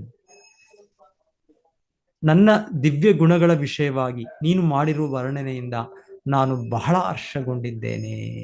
ಪ್ರೀತೋಹಂ ಅಸ್ತು ಭದ್ರಂ ತೇ, ನಿನಗೆಲ್ಲ ಮಂಗಳವಾಗಲಿ. ಆ ಗುಣಗಳು ಲೌಕಿಕರಿಗೆ ಲೌಕಿಕವಾಗಿ ಕಾಣಿಸುತ್ತವೆ. ನಿನ್ನ ಕಾರ್ಯಗಳಿಂದ ಸಕಲ ಲೋಕಗಳನ್ನು ಘನತೆಗೇರಿರುವ ನಿನ್ನ ಇಚ್ಛೆಯಲ್ಲಿ ನಿನಗೆ ಶುಭ ಆಶೀರ್ವಾದಗಳನ್ನು ನೀಡುತ್ತೇನೆ. ಭಾವತ ಓದ್ಲಿ ಪ್ರಭುಜಿ. ಓದಿ ಓದಿ ಮತ್ತೆ. ಹರೇ ಕೃಷ್ಣ. ಭಾವತ ಬಸೀರಪ್ಪ ಬ್ರಹ್ಮನ ಆಗಿರುವ ಓರ್ವ ಶುದ್ಧ ಭಗವದ್ಭಕ್ತನು ಮತ್ತು ಅವನ ಶಿಷ್ಯ ಪರಂಪರೆಯಲ್ಲಿರುವವನು ವಿಶ್ವದ ಎಲ್ಲೆಡೆಯಲ್ಲಿರುವ ಪ್ರತಿಯೊಬ್ಬ ಜೀವಿಯು ಭಗವಂತನನ್ನು ಅರಿತಿರಬೇಕೆಂದು ಯಾವಾಗಲೂ ಬಯಸುವರು. ಅಂತಹ ಭಕ್ತನ ಬಯಕೆಗೆ ಭಗವಂತನ ಆಶೀರ್ವಾದವು ಯಾವಾಗಲೂ ಇರುತ್ತದೆ. ನಿರಾಕಾರವಾದಿಯು ಕೆಲವು ಬಾರಿ ದೇವೋತ್ತಮ ಪುರುಷನಾದ ನಾರಾಯಣನನ್ನು ಆತನು ಭೌತಿಕ ಸದ್ಗುಣ ರೂಪವೆಂದು ಅವನ ಅನುಗ್ರಹಕ್ಕಾಗಿ ಪ್ರಾರ್ಥಿಸುತ್ತಾನೆ. ಆದರೆ ಅಂತಹ ಪ್ರಾರ್ಥನೆಗಳು ಭಗವಂತನನ್ನು ತೃಪ್ತಿಪಡಿಸುವುದಿಲ್ಲ, ಏಕೆಂದರೆ ಅವು ಭಗವಂತನ ವಾಸ್ತವಿಕ ದಿವ್ಯ ಗುಣಗಳನ್ನು ಗೌರವಿಸುವಂತೆ ಇರುವುದಿಲ್ಲ. ಭಗವಂತನು ಯಾವಾಗಲೂ ಎಲ್ಲಾ ಜೀವಿಗಳಿಗೂ ದಯಾಪೂರ್ಣನಾಗಿ ಇರುವವನಾದರೂ ಶುದ್ಧ ಭಗವದ್ಭಕ್ತರು ಅವನಿಗೆ ಸದಾ ಪರಮ ಪ್ರಿಯರಾಗಿರುತ್ತಾರೆ. ಇಲ್ಲಿ ಗುಣಮಯಂ ಎಂಬ ಶಬ್ದ ಮಹತ್ವ ಉಳ್ಳದು, ಏಕೆಂದ್ರೆ ಅದು ಭಗವಂತನು ದಿವ್ಯ ಗುಣಗಳಿಂದ ಕೂಡಿದವನೆಂದು ತಿಳಿಸುತ್ತದೆ. ಹರೇ ಕೃಷ್ಣ ಪ್ರಭುಜಿ. ಹರೇ ಕೃಷ್ಣ. ಧನ್ಯವಾದಗಳು. ಹರೇ ಕೃಷ್ಣ. ಸೊ ಬ್ರಹ್ಮದೇವರ ಪ್ರಾರ್ಥನೆ, ಭಗವಂತನ ದಿವ್ಯ ರೂಪ, ದಿವ್ಯ ಗುಣಗಳು. ಸೊ ಅವರು ಸರಿಯಾಗಿ ಅರ್ಥ ಮಾಡ್ಕೊಂಡಿದ್ದಾರೆ. ಸೊ ಇಲ್ಲಿ ಶ್ರೀಲ ಪ್ರಭುಪಾದರು ಹೇಳ್ತಾ ಇರೋದು, ನಿರಾಕಾರವಾದಿಗಳು ಆ ರೀತಿ ಮಾಡೋಕ್ಕಾಗೋದಿಲ್ಲ. ಯಾಕಂದ್ರೆ ಅವರಿಗೆ ಆ ರೀತಿಯ ಅವ್ರಿಗೆ ನಂಬಿಕೆ, ಆ ಥರ ಒಂದು ಜ್ಞಾನ ಇಲ್ಲ ಅವರಿಗೆ ಅಂತ ಹೇಳ್ತಾರೆ. ಅವರು ಕೃಷ್ಣನ ರೂಪವು ಭೌತಿಕ ಅನ್ಕೊಳ್ತಾರೆ, ಭೌತಿಕ ಗುಣಗಳು ಅನ್ಕೊಳ್ತಾರೆ. ಇದು ಭಗವಂತನಿಗೆ ತೃಪ್ತಿ ಪಡಿಸೋದೇ ಆಗೋದಿಲ್ಲ ಪ್ರಾರ್ಥನೆ. ಯ ಏತೇನ ಪುಮಾನ್ ನಿತ್ಯಂ ಸ್ತುತ್ವಾ ಸ್ತೋತ್ರೇಣ ಮಾಂ ಭಜೇತ್ ತಸ್ಯ ಆಶು ಸಂಪ್ರಸೀದೇಯಂ ಸರ್ವಕಾಮ ವರೇಶ್ವರ. ಬ್ರಹ್ಮನ ಹಾಗೆ ಪ್ರಾರ್ಥನೆ ಸಲ್ಲಿಸುವ ಯಾವನೇ ಮನುಷ್ಯನು ಮತ್ತು ಹಾಗೆಯೇ ನನ್ನನ್ನು ಭಜಿಸುವವನು ತನ್ನ ಇಷ್ಟ ಸಿದ್ಧಿಯ ಆಶೀರ್ವಾದವನ್ನು ಅತಿ ಶೀಘ್ರದಲ್ಲೇ ಪಡೆಯುವನು, ಏಕೆಂದರೆ ನಾನು ಎಲ್ಲ ಬಗೆಯ ಇಷ್ಟಾರ್ಥದ ವರವನ್ನು ನೀಡುವ ಪ್ರಭುವಾಗಿರುತ್ತೇನೆ. ಭಾವಾರ್ಥ ನಾನೇ ಓದ್ತೀನಿ. ಇದು ಯಾವನು ತನ್ನ ಇಂದ್ರಿಯ ಸುಖವನ್ನು ಈಡೇರಿಸಲು ಇಚ್ಛಿಸುವನೋ ಅಂತಹವನು ಯಾವನೊಬ್ಬನು ಬ್ರಹ್ಮನು ಸಲ್ಲಿಸಿದ ಸ್ತೋತ್ರಗಳನ್ನು ಕೀರ್ತಿಸಲಾರನು. ಭಗವಂತನನ್ನು ಆತನ ಸೇವೆಯ ಮೂಲಕ ತುಷ್ಟಿಗೊಳಿಸಲು ಬಯಸುವ ವ್ಯಕ್ತಿಯಿಂದ ಮಾತ್ರ ಅಂತಹ ಸ್ತೋತ್ರಗಳನ್ನು ಆಯ್ದುಕೊಳ್ಳಲು ಸಾಧ್ಯವಾಗುವುದು. ಭಗವಂತನು ದಿವ್ಯ ಪ್ರೇಮಾನ್ವಿತವಾದ ಸೇವೆಗೆ ಸಂಬಂಧಿಸಿದ ಸಕಲ ಅಪೇಕ್ಷೆಗಳನ್ನು ನಿಶ್ಚಯವಾಗಿ ಈಡೇರಿಸುವನು, ಆದರೆ ಭಕ್ತರಲ್ಲದವರ ಚಪಲಗಳನ್ನು ಅವನು ಈಡೇರಿಸಲಾರನು.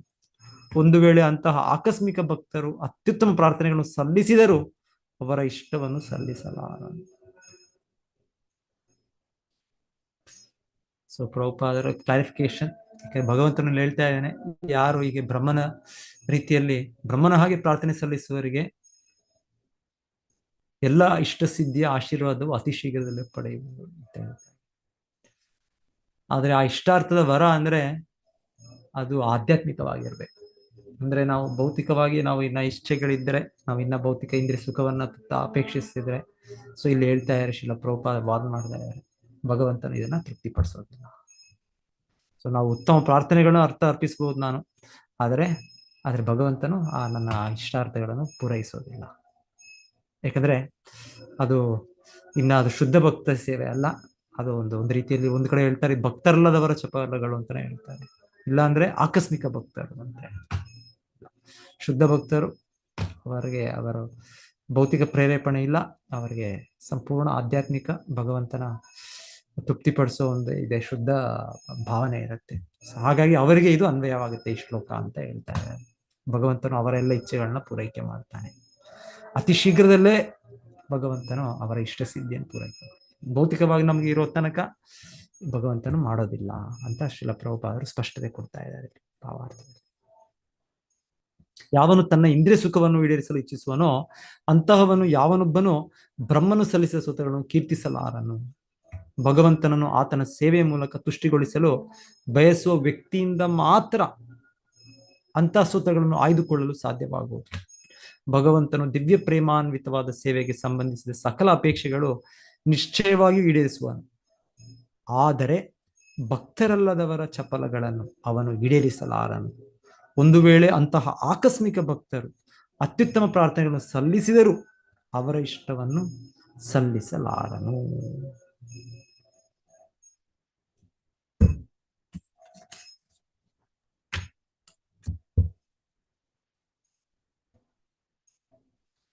ನಲವತ್ತೊಂದು. ಪೂರ್ತೇನ ತಪಸ ಯಜ್ಞೈರ್ ದಾನೈರ್ ಯೋಗ ಸಮಾಧಿನ ರಾಧಂ ನಿಶ್ರೇಯಸಾಂ ಪುಂಸಾಂ ಮತ್ ಪ್ರೀತಿ ತತ್ವವಿನ್ಮತಂ. ಪೂರ್ತೇನ ಅಂದ್ರೆ ಸತ್ಕಾರ್ಯಗಳಿಂದ, ತಪಸ್ಸ ಅಂದ್ರೆ ತಪಸ್ಸಿನಿಂದ, ಯಜ್ಞಗಳಿಂದ, ದಾನಗಳಿಂದ, ಯೋಗದ, ಸಮಾಧಿಯಿಂದ, ರಾಧಂ ಸಿದ್ಧಿಯು, ನಿಶ್ರೇಯಸಂ ಅಭ್ಯುದಯವು, ಪುಂಸಾಂ ಮನುಷ್ಯರಿಗೆ, ಮತ್ ಪ್ರೀತಿ ತತ್ವವಿತ್ ಮತಂ. ಪ್ರಾಜ್ಞರಾದ ಆಧ್ಯಾತ್ಮಿಕವಾದಿಗಳ ಅಭಿಪ್ರಾಯವಿದು. ಏನು ಅದೇ ಅಭಿಪ್ರಾಯ? ಎಲ್ಲ ಬಗೆಯ ಸಾಂಪ್ರದಾಯಿಕ ಸತ್ಕರ್ಮಗಳು, ತಪಸ್ಸುಗಳು, ಯಜ್ಞಗಳು, ದಾನಗಳು, ಯೌಗಿಕ ಕಾರ್ಯಗಳು, ಸಮಾಧಿ ಮುಂತಾದವನ್ನು ಆಚರಿಸುವ ಪರಮೋದ್ದೇಶವು ನನ್ನನ್ನು ಸಂತೋಷಗೊಳಿಸುವುದೇ ಆಗಿದೆ.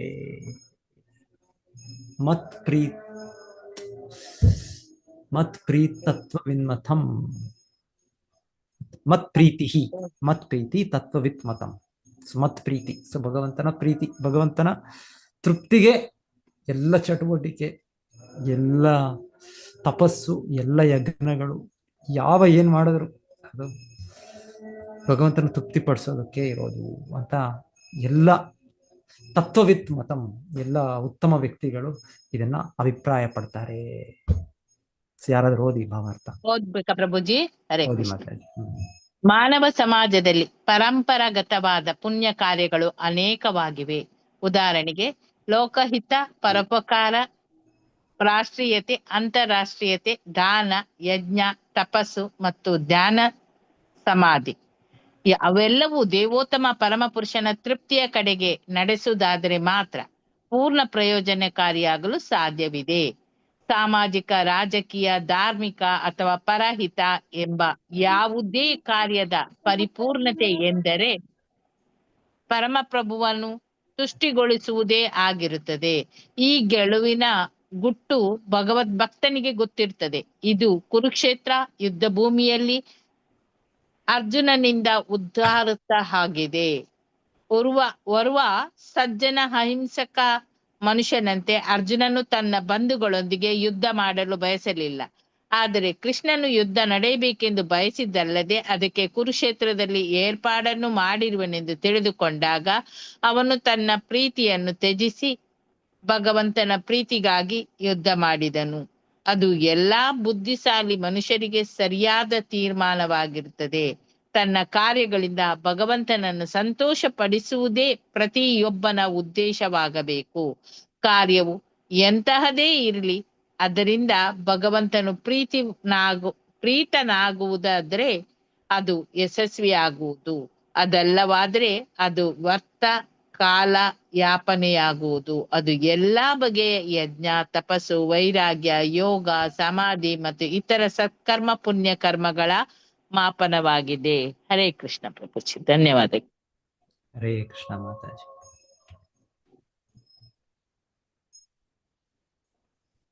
42. ಅಹಂ ಆತ್ಮಾತ್ಮಾನಂ ಧಾತಃ ಪ್ರೇಷ್ಟ ಸನ್ ಪ್ರೇಯಸಾಮಪಿ ಅತೋ ಮಯಿ ರತಿಂ ಕುರ್ಯಾತ್ ದೇಹಾದಿರ್ ಯತ್ಕೃತೆ ಪ್ರಿಯಃ. ಅಹಂ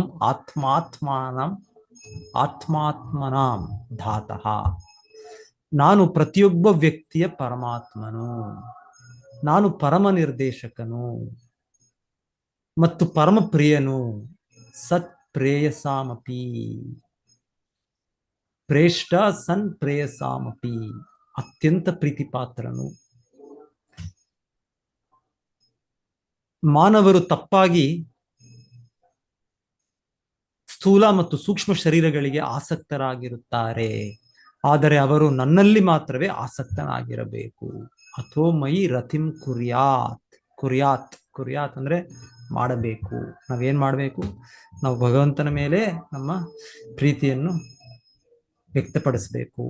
ಮಯಿ ಕುರ್ಯಾತ್, ಮಯಿ ರತಿಂ ಕುರ್ಯಾತ್, ಅಥೋ ಮಯಿ ರತಿಂ ಯಾಕೆ ಅಥೋ ಮಯಿ ಭಗವಂತನ ಹೇಳ್ತಾ ಇದ್ದಾನೆ, ಆಮ್ ಆತ್ಮಾತ್ಮನಾಂ ಧಾತಃ ಪ್ರೇಷ್ಠ ಸನ್ ಪ್ರೇಯಸಾಮಪಿ, ಎಲ್ಲರಿಗಿಂತ ಪ್ರಿಯವಾದದ್ದು ನಾನೇ, ನನ್ನ ಬಿಟ್ಟು ಇನ್ಯಾವುದು ಪ್ರಿಯವಿಲ್ಲ. ಯಾರದಿಲ್ಲ ಓದಿ ಭಾವಾರ್ಥ. ಹರೇ ಕೃಷ್ಣ ಪ್ರಭುಜಿ. ಹ್ಮ್. ಓದ್ಲಾ ಪ್ರಭುಜಿ? ಓದಿ ಪ್ರಭು. ಪರಮಪ್ರಭು ದೇವೋತ್ತಮ ಪರಮ ಪುರುಷನು ಬದ್ಧ ಸ್ಥಿತಿ ಮತ್ತು ಸ್ಥಿತಿ ಎಂಬ ಎರಡರಲ್ಲಿಯೂ ಪರಮಪ್ರಿಯನಾಗಿರುವನು. ಒಬ್ಬ ಮನುಷ್ಯನಿಗೆ ಭಗವಂತನು ಮಾತ್ರವೇ ಪರಮಪ್ರಿಯ ವಸ್ತುವೆಂಬ ಅರಿವು ಇಲ್ಲವಾದಾಗ ಅವನು ಜೀವನದ ಬದ್ಧ ಸ್ಥಿತಿಯಲ್ಲಿರುತ್ತಾನೆ. ಮತ್ತು ಒಬ್ಬನು ಭಗವಂತನೇ ಪರಮಪ್ರಿಯ ವಸ್ತುವೆಂದು ಸರಿಯಾಗಿ ಚೆನ್ನಾಗಿ ಅರಿತುಕೊಂಡಾಗ ಅವನು ಮುಕ್ತ ಸ್ಥಿತಿಯಲ್ಲಿದ್ದಾನೆಂದು ಭಾವಿಸಲಾಗುವುದು. ಭಗವಂತನೊಂದಿಗೆ ತನ್ನ ಸಂಬಂಧವನ್ನು ತಿಳಿದುಕೊಳ್ಳುವುದರಲ್ಲಿ ಅಂತಸ್ತುಗಳಿವೆ. ಅವು ಪರಮ ಭಗವಂತನು ಪ್ರತಿಯೊಬ್ಬ ಜೀವಿಗೂ ಏಕೆ ಪರಮ ಪ್ರಿಯನೆಂಬುದನ್ನು ದೃಢ ಮಾಡಿಕೊಳ್ಳುವ ಅಂತಸ್ತನ್ನು ಅವಲಂಬಿಸಿರುತ್ತದೆ. ನಿಜವಾದ ಕಾರಣವನ್ನು ಭಗವದ್ಗೀತೆಯಲ್ಲಿ 15.7 ಸ್ಪಷ್ಟವಾಗಿ ಹೇಳಲಾಗಿದೆ. ಮಮೇವಾಂಶೋ ಜೀವಲೋಕೆ ಜೀವಭೂತ ಸನಾತನಃ. ಜೀವಿಗಳು ಶಾಶ್ವತವಾಗಿ ಪರಮಪ್ರಭುವಿನ ವಿಭಿನ್ನಾಂಶರಾಗಿರುವರು. ಜೀವಿಯನ್ನು ಆತ್ಮವೆಂದು ಕರೆಯಲಾಗಿದೆ ಮತ್ತು ಭಗವಂತನನ್ನು ಪರಮಾತ್ಮ ಎಂದು ಕರೆಯಲಾಗಿದೆ. ಜೀವಿಯನ್ನು ಬ್ರಹ್ಮನ್ ಎಂದು, ಭಗವಂತನನ್ನು ಪರಬ್ರಹ್ಮನ್ ಅಥವಾ ಪರಮೇಶ್ವರ ಎಂದು ಕರೆಯಲಾಗಿದೆ. ಈಶ್ವರ ಪರಮ ಕೃಷ್ಣ. ಆತ್ಮ ಸಾಕ್ಷಾತ್ಕಾರವಿಲ್ಲದ ಬದ್ಧಾತ್ಮರು ಭೌತಿಕ ಶರೀರವನ್ನು ಪರಮಪ್ರಿಯವೆಂದು ಒಪ್ಪಿಕೊಳ್ಳುವರು. ಆಗ ಪರಮಪ್ರಿಯತೆಯ ಭಾವನೆಯು ಕೇಂದ್ರೀಕೃತವಾಗಿಯೂ ವಿಸ್ತೃತವಾಗಿಯೂ ಶರೀರವನ್ನೆಲ್ಲ ವ್ಯಾಪಿಸಿರುತ್ತದೆ. ಒಬ್ಬನು ತನ್ನ ಶರೀರದ ಮೇಲೆ ಮತ್ತು ಅದರ ವಿಸ್ತರಣೆಗಳಾದ ಮಕ್ಕಳು ಮತ್ತು ಸಂಬಂಧಿಕರ ಮೇಲೆ ತೋರಿಸತಕ್ಕ ಅನುರಾಗವು ವಾಸ್ತವಿಕವಾಗಿ ಜೀವಾತ್ಮನ ಆಧಾರದ ಮೇಲೆ ಅಭಿವೃದ್ಧಿಗೊಂಡಿರುತ್ತದೆ. ಜೀವಾತ್ಮನು ಶರೀರದಿಂದ ಹೊರಗೆ ಹೋದೊಡನೆಯೇ ಅತ್ಯಂತ ಪ್ರೀತಿಯ ಮಗನ ಶರೀರವಾದರೂ ಕೂಡ ಆಕರ್ಷಕವಾಗಿರುವುದಿಲ್ಲ. ಆದುದರಿಂದ ಜೀವದ ಕಿಡಿಯು ಅಥವಾ ಪರಮಪುರುಷನ ಶಾಶ್ವತವಾದ ಅಂಶವು ಪ್ರೀತಿಯ ನಿಜವಾದ ತಳಹದಿಯಾಗಿರುತ್ತದೆ. ದೇಹವು ಪ್ರೀತಿಯ ತಳಹದಿ ಆಗಿರುವುದಿಲ್ಲ. ಜೀವಿಗಳು ಕೂಡ ಸಮಗ್ರ ಚೇತನದ ಅಂಶಗಳಾಗಿರುವುದರಿಂದ ಆ ಪರಮಚೇತನವು ಎಲ್ಲರಿಗೂ ಪ್ರೀತಿಯ ವಾಸ್ತವಿಕ ತಳಹದಿಯಾಗಿರುತ್ತದೆ. ಪ್ರತಿಯೊಂದರ ಬಗ್ಗೆಯೂ ತನ್ನ ಪ್ರೇಮವಿರಬೇಕಾದ ಮೂಲ ಸಿದ್ಧಾಂತವನ್ನು ಮರೆತವನು ಮಾಯೆಯಲ್ಲಿರುವುದರಿಂದ ಅವನಲ್ಲಿ ಪ್ರೇಮದ ಮಿಣುಕು ಮಾತ್ರವೇ ಇರುತ್ತದೆ. ವ್ಯಕ್ತಿಯು ಮಾಯಾ ತತ್ವದಿಂದ ಎಷ್ಟು ಹೆಚ್ಚು ಹೊಂದಿಕೊಂಡಿರುವನೋ ಅವನು ಪ್ರೇಮದ ಮೂಲ ಸಿದ್ಧಾಂತದಿಂದ ಅಷ್ಟೇ ಹೆಚ್ಚು ದೂರವಾಗಿರುತ್ತಾನೆ. ಭಗವಂತನ ಪ್ರೇಮಿ ಸೇವೆಯಲ್ಲಿ ಪೂರ್ಣ ಪ್ರಗತಿ ಹೊಂದದೇ ಇದ್ದರೆ ವ್ಯಕ್ತಿಯು ವಾಸ್ತವವಾಗಿ ಯಾವುದನ್ನು ಪ್ರೀತಿಸಲಾರನು. ಪ್ರಸ್ತುತ ಶ್ಲೋಕದಲ್ಲಿ ದೇವೋತ್ತಮ ಪರಮಪುರುಷನ ಮೇಲೆ ಪ್ರೇಮವನ್ನು ಕೇಂದ್ರೀಕರಿಸುವುದಕ್ಕೆ ಅವಧಾರಣೆ ಕೊಡಲಾಗಿದೆ. ಇಲ್ಲಿ ಕುರ್ಯಾತ್ ಎಂಬ ಶಬ್ದವು ಮುಖ್ಯವಾಗಿದೆ. ಅಂದರೆ ಒಬ್ಬನು ಅದನ್ನು ಮಾಡಲೇಬೇಕು. ನಾವು ಪ್ರೇಮ ತತ್ವಕ್ಕೆ ಹೆಚ್ಚು ಹೆಚ್ಚು ಆಸಕ್ತರಾಗಬೇಕೆಂಬುದನ್ನು ದೃಢಪಡಿಸಲು ಈ ಶಬ್ದವನ್ನು ಪ್ರಯೋಗಿಸಲಾಗಿದೆ. ವಿಭಿನ್ನಾಂಶ ಆಧ್ಯಾತ್ಮಿಕ ಜೀವಿಯು ಮಾಯಾ ಪ್ರಭಾವವನ್ನು ಅನುಭವಿಸುತ್ತಾನೆ, ಆದರೆ ಅದು ಪರಮಾತ್ಮನನ್ನು ಪ್ರಭಾವಗೊಳಿಸಲಾರದು. ಮಾಯಾವಾದಿ ದಾರ್ಶನಿಕರು ಜೀವಾತ್ಮನ ಮೇಲೆ ಮಾಯೆಯ ಪ್ರಭಾವವನ್ನು ಒಪ್ಪಿಕೊಳ್ಳುತ್ತಾ ಪರಮಾತ್ಮನೊಂದಿಗೆ ಐಕ್ಯವಾಗಲು ಇಚ್ಛಿಸುತ್ತಾರೆ. ಆದರೆ ಪರಮಾತ್ಮನ ಬಗ್ಗೆ ಅವರಿಗೆ ನಿಜವಾಗಿ ಪ್ರೇಮವಿಲ್ಲದಿರುವುದರಿಂದ ಅವರು ಮಾಯೆಯ ಪ್ರಭಾವಕ್ಕೆ ಬದ್ಧರಾಗಿಯೇ ಎಂದೆಂದಿಗೂ ಉಳಿಯುತ್ತಾರೆ ಮತ್ತು ಪರಮಾತ್ಮನ ಸಮೀಪಕ್ಕೆ ಹೋಗಲು ಅಸಮರ್ಥರಾಗುತ್ತಾರೆ. ಈ ಅಸಾಮರ್ಥ್ಯಕ್ಕೆ ಅವರಿಗಿರುವ ಪರಮಾತ್ಮ ಪ್ರೇಮದ ಕೊರತೆಯೇ ಕಾರಣವಾಗಿರುತ್ತದೆ. ಒಬ್ಬ ಶ್ರೀಮಂತನಾದ ಕೃಪಣನಿಗೆ ತನ್ನ ಐಶ್ವರ್ಯವನ್ನು ಹೇಗೆ ಉಪಯೋಗಿಸಬೇಕೆಂಬುದು ತಿಳಿದಿರುವುದಿಲ್ಲ. ಆದುದರಿಂದ ತಾನು ಅತಿ ಶ್ರೀಮಂತನಾಗಿದ್ದರೂ ಅವನ ಕಾರ್ಪಣ್ಯ ವರ್ತನೆಯು ಅವನನ್ನು ಎಂದೆಂದಿಗೂ ಬಡವನನ್ನಾಗಿಯೇ ಇರಿಸುವುದು. ಅದಕ್ಕೆ ಬದಲಾಗಿ ಐಶ್ವರ್ಯವನ್ನು ಹೇಗೆ ಉಪಯೋಗಿಸಬೇಕೆಂಬುದನ್ನು ಅರಿತವನು ಸ್ವಲ್ಪ ಮಾತ್ರ ಜಮಾ ಹಣವಿದ್ದರೂ ಬೇಗನೆ ಶ್ರೀಮಂತನಾಗಬಲ್ಲವನು. ಕಣ್ಣುಗಳು ಮತ್ತು ಸೂರ್ಯನು ಬಹಳ ನಿಕಟ ಸಂಬಂಧ ಉಳ್ಳವು, ಏಕೆಂದರೆ ಸೂರ್ಯನ ಬೆಳಕಿಲ್ಲದೆ ಕಣ್ಣುಗಳು ನೋಡಲಾರವು. ಆದರೆ ದೇಹದ ಇತರ ಭಾಗಗಳು ಶಾಖಕ್ಕೆ ಮೂಲನಾದ ಸೂರ್ಯನಲ್ಲಿ ಆಸಕ್ತವಾಗಿ ಸೂರ್ಯನಿಂದ ಕಣ್ಣುಗಳು ಪಡೆಯುವ ಪ್ರಯೋಜನಕ್ಕಿಂತ ಹೆಚ್ಚಿನ ಪ್ರಯೋಜನವನ್ನು ಪಡೆಯುತ್ತವೆ. ಸೂರ್ಯನ ಬಗ್ಗೆ ಒಲವಿಲ್ಲದ ಕಣ್ಣುಗಳು ಸೂರ್ಯ ರಶ್ಮಿಗಳನ್ನು ತಾಳಲಾರವು. ಅಥವಾ ಬೇರೆ ಮಾತಿನಲ್ಲಿ ಹೇಳುವುದಾದರೆ ಅಂತಹ ಕಣ್ಣುಗಳಿಗೆ ಸೂರ್ಯ ಕಿರಣಗಳ ಉಪಯೋಗವನ್ನು ತಿಳಿಯುವ ಸಾಮರ್ಥ್ಯವಿರುವುದಿಲ್ಲ. ಹಾಗೆಯೇ ಕೇವಲ ಅನುಭವ ಜ್ಞಾನದ ದಾರ್ಶನಿಕರು ಬ್ರಹ್ಮದ ಬಗ್ಗೆ ತಾತ್ವಿಕ ಜ್ಞಾನವುಳ್ಳವರಾದರೂ ಪರಬ್ರಹ್ಮನ ಅನುಗ್ರಹದ ಉಪಯೋಗವನ್ನು ಪಡೆಯಲಾರರು, ಏಕೆಂದರೆ ಅವರಲ್ಲಿ ಪ್ರೇಮದ ಕೊರತೆ ಇರುತ್ತದೆ. ಎಷ್ಟೋ ಮಂದಿ ನಿರಾಕಾರವಾದಿಗಳಾದ ದಾರ್ಶನಿಕರು ಕೊನೆಯ ತನಕವೂ ಮಾಯೆಯ ಪ್ರಭಾವದ ಅಡಿಯಲ್ಲಿ ಉಳಿದಿರುತ್ತಾರೆ, ಏಕೆಂದರೆ ಅವರು ಬ್ರಹ್ಮ ತತ್ವದ ಪ್ರಾಯೋಗಿಕ ಜ್ಞಾನದಲ್ಲಿ ನಿರತರಾಗಿದ್ದರೂ ಬ್ರಹ್ಮದ ಬಗ್ಗೆ ಪ್ರೇಮ ವೃದ್ಧಿ ಮಾಡುವುದಿಲ್ಲ. ಮಾತ್ರವಲ್ಲ, ಅವರ ದೋಷಯುಕ್ತ ವಿಧಾನದಿಂದಾಗಿ ಪ್ರೇಮ ವೃದ್ಧಿಗೆ ಅವಕಾಶವೂ ಇರುವುದಿಲ್ಲ. ಸೂರ್ಯದೇವನ ಭಕ್ತನು ದೃಷ್ಟಿಶೂನ್ಯನಾದರೂ ಸೂರ್ಯದೇವನನ್ನು ಅವನಿರುವಂತೆಯೇ ಈ ಲೋಕದಿಂದಲೇ ಕಾಣಬಲ್ಲನು. ಆದರೆ ಸೂರ್ಯ ಭಕ್ತನಲ್ಲದವನು ಸೂರ್ಯನ ಪ್ರಖರವಾದ ಕಿರಣವನ್ನೇ ತಾಳಿಕೊಳ್ಳಲಾರನು. ಹಾಗೆಯೇ ಒಬ್ಬನು ಜ್ಞಾನಿಯ ಮಟ್ಟದಲ್ಲಿ ಇಲ್ಲವಾದರೂ ಭಕ್ತಿ ಸೇವೆಯಿಂದ ತನ್ನ ಪರಿಶುದ್ಧ ಪ್ರೇಮದ ಪ್ರಗತಿಯ ಕಾರಣದಿಂದ ದೇವೋತ್ತಮ ಪುರುಷನನ್ನು ತನ್ನೊಳಗೆ ಕಾಣಬಲ್ಲನು. ಎಲ್ಲಾ ಪರಿಸ್ಥಿತಿಗಳಲ್ಲಿಯೂ ಒಬ್ಬನು ದೇವೋತ್ತಮನಲ್ಲಿ ಪ್ರೇಮವನ್ನು ಬೆಳೆಸಿಕೊಳ್ಳಲು ಪ್ರಯತ್ನಿಸಬೇಕು ಮತ್ತು ಅದರಿಂದ ಸ್ಪರ್ಧಾತ್ಮಕ ಸಮಸ್ಯೆಗಳೆಲ್ಲವೂ ಪರಿಹಾರಗೊಳ್ಳುವವು. ಹರೇ ಕೃಷ್ಣ ಪ್ರಭುಜಿ, ಧನ್ಯವಾದ. ಹರೇ ಕೃಷ್ಣ ಪ್ರಭು.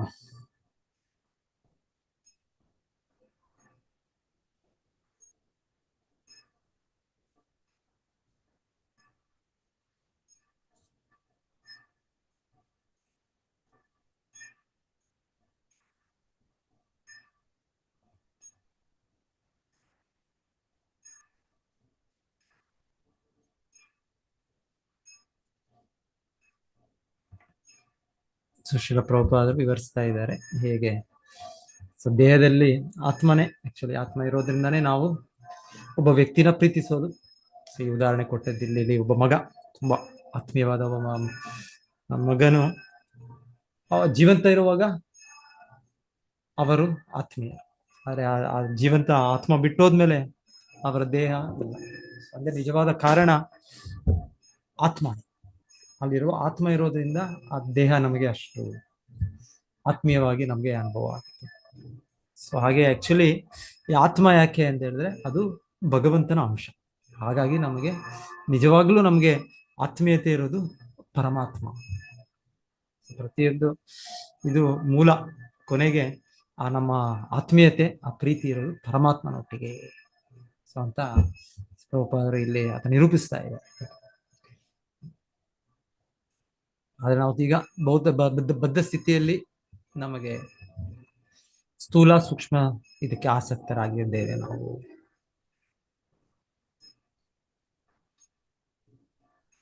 ಇದಕ್ಕೆ ಕಾರಣ ಶ್ರೀಲ ಪ್ರಭುಪಾದರು ಹೇಳ್ತಾರೆ, ನಿಜವಾದ ಕಾರಣವನ್ನು ಯಾಕೆ ಹೀಗೆ ಇದೆ ಅಂದ್ರೆ ನಿಜವಾದ ಕಾರಣ ಮಮೈವಾಂಶು ಜೀವಲೋಕೆ ಜೀವಭೂತ ಸನಾತನ. ಸೊ ನಾವೆಲ್ಲರೂ ಕೃಷ್ಣನ ಅಂಶ, ಶಾಶ್ವತವಾದ ಅಂಶ. ಜೀವಲೋಕೆ ಜೀವಭೂತ ಸನಾತನ.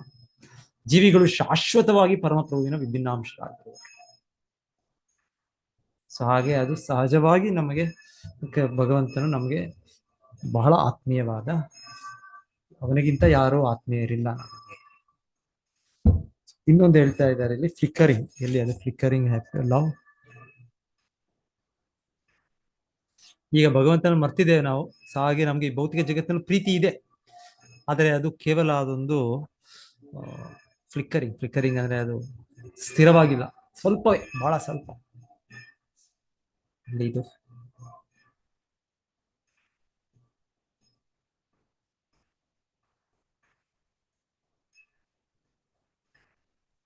ಹರೇ ಕೃಷ್ಣ ಪ್ರಭುಜಿ, ಲಾಸ್ಟ್ 4 ಲೈನ್ ಸ್ವಲ್ಪ ಎಕ್ಸ್ಪ್ಲೇನ್ ಮಾಡಿ.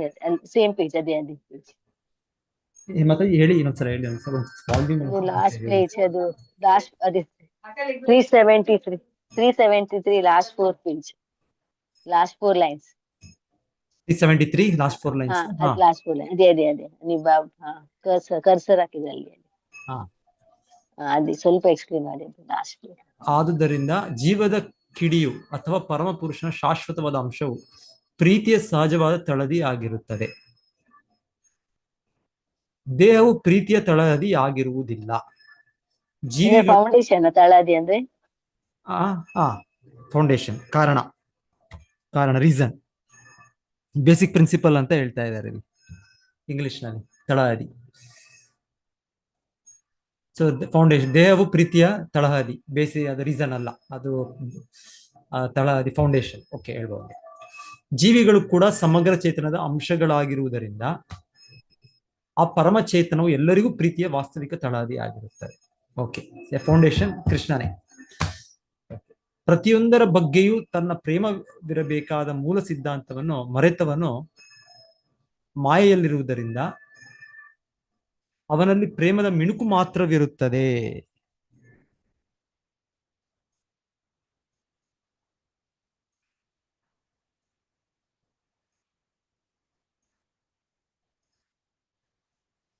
ಸೊ ನಮಗೆ ಆಕ್ಚುಲಿ ಭೌತಿಕ ನಾವು ಬದ್ಧ ಜೀವಿಗಳೇ ನಮಗೆ ನಾವು ತೋರಿಸ್ತಾ ಇರೋದು ಪ್ರೀತಿಯ ಮಿಣುಕು ಅಷ್ಟೇ. ನಮಗೆ ಅನ್ಕೊಳ್ತೇವೆ ತುಂಬಾ ನಾವು ಪ್ರೀತಿ ತೋರಿಸ್ತಾ ಇದ್ದೇವೆ ಅಂತ. ಆಕ್ಚುಲಿ ಇಲ್ಲ, ನಮಗೆ ನಿಜವಾದ ಪ್ರೀತಿಯ ಅನುಭವ ಇದು ಸಾಕ್ಷಾತ್ಕಾರ ಇಲ್ಲ, ಕಳ್ಕೊಂಡ್ಬಿಟ್ಟಿದ್ದೇವೆ ನಾವು ಭೌತಿಕ. ಇದು ಮಿಣುಕು ಮಾತ್ರ ಇಲ್ಲಿ ತೋರಿಸೋದು.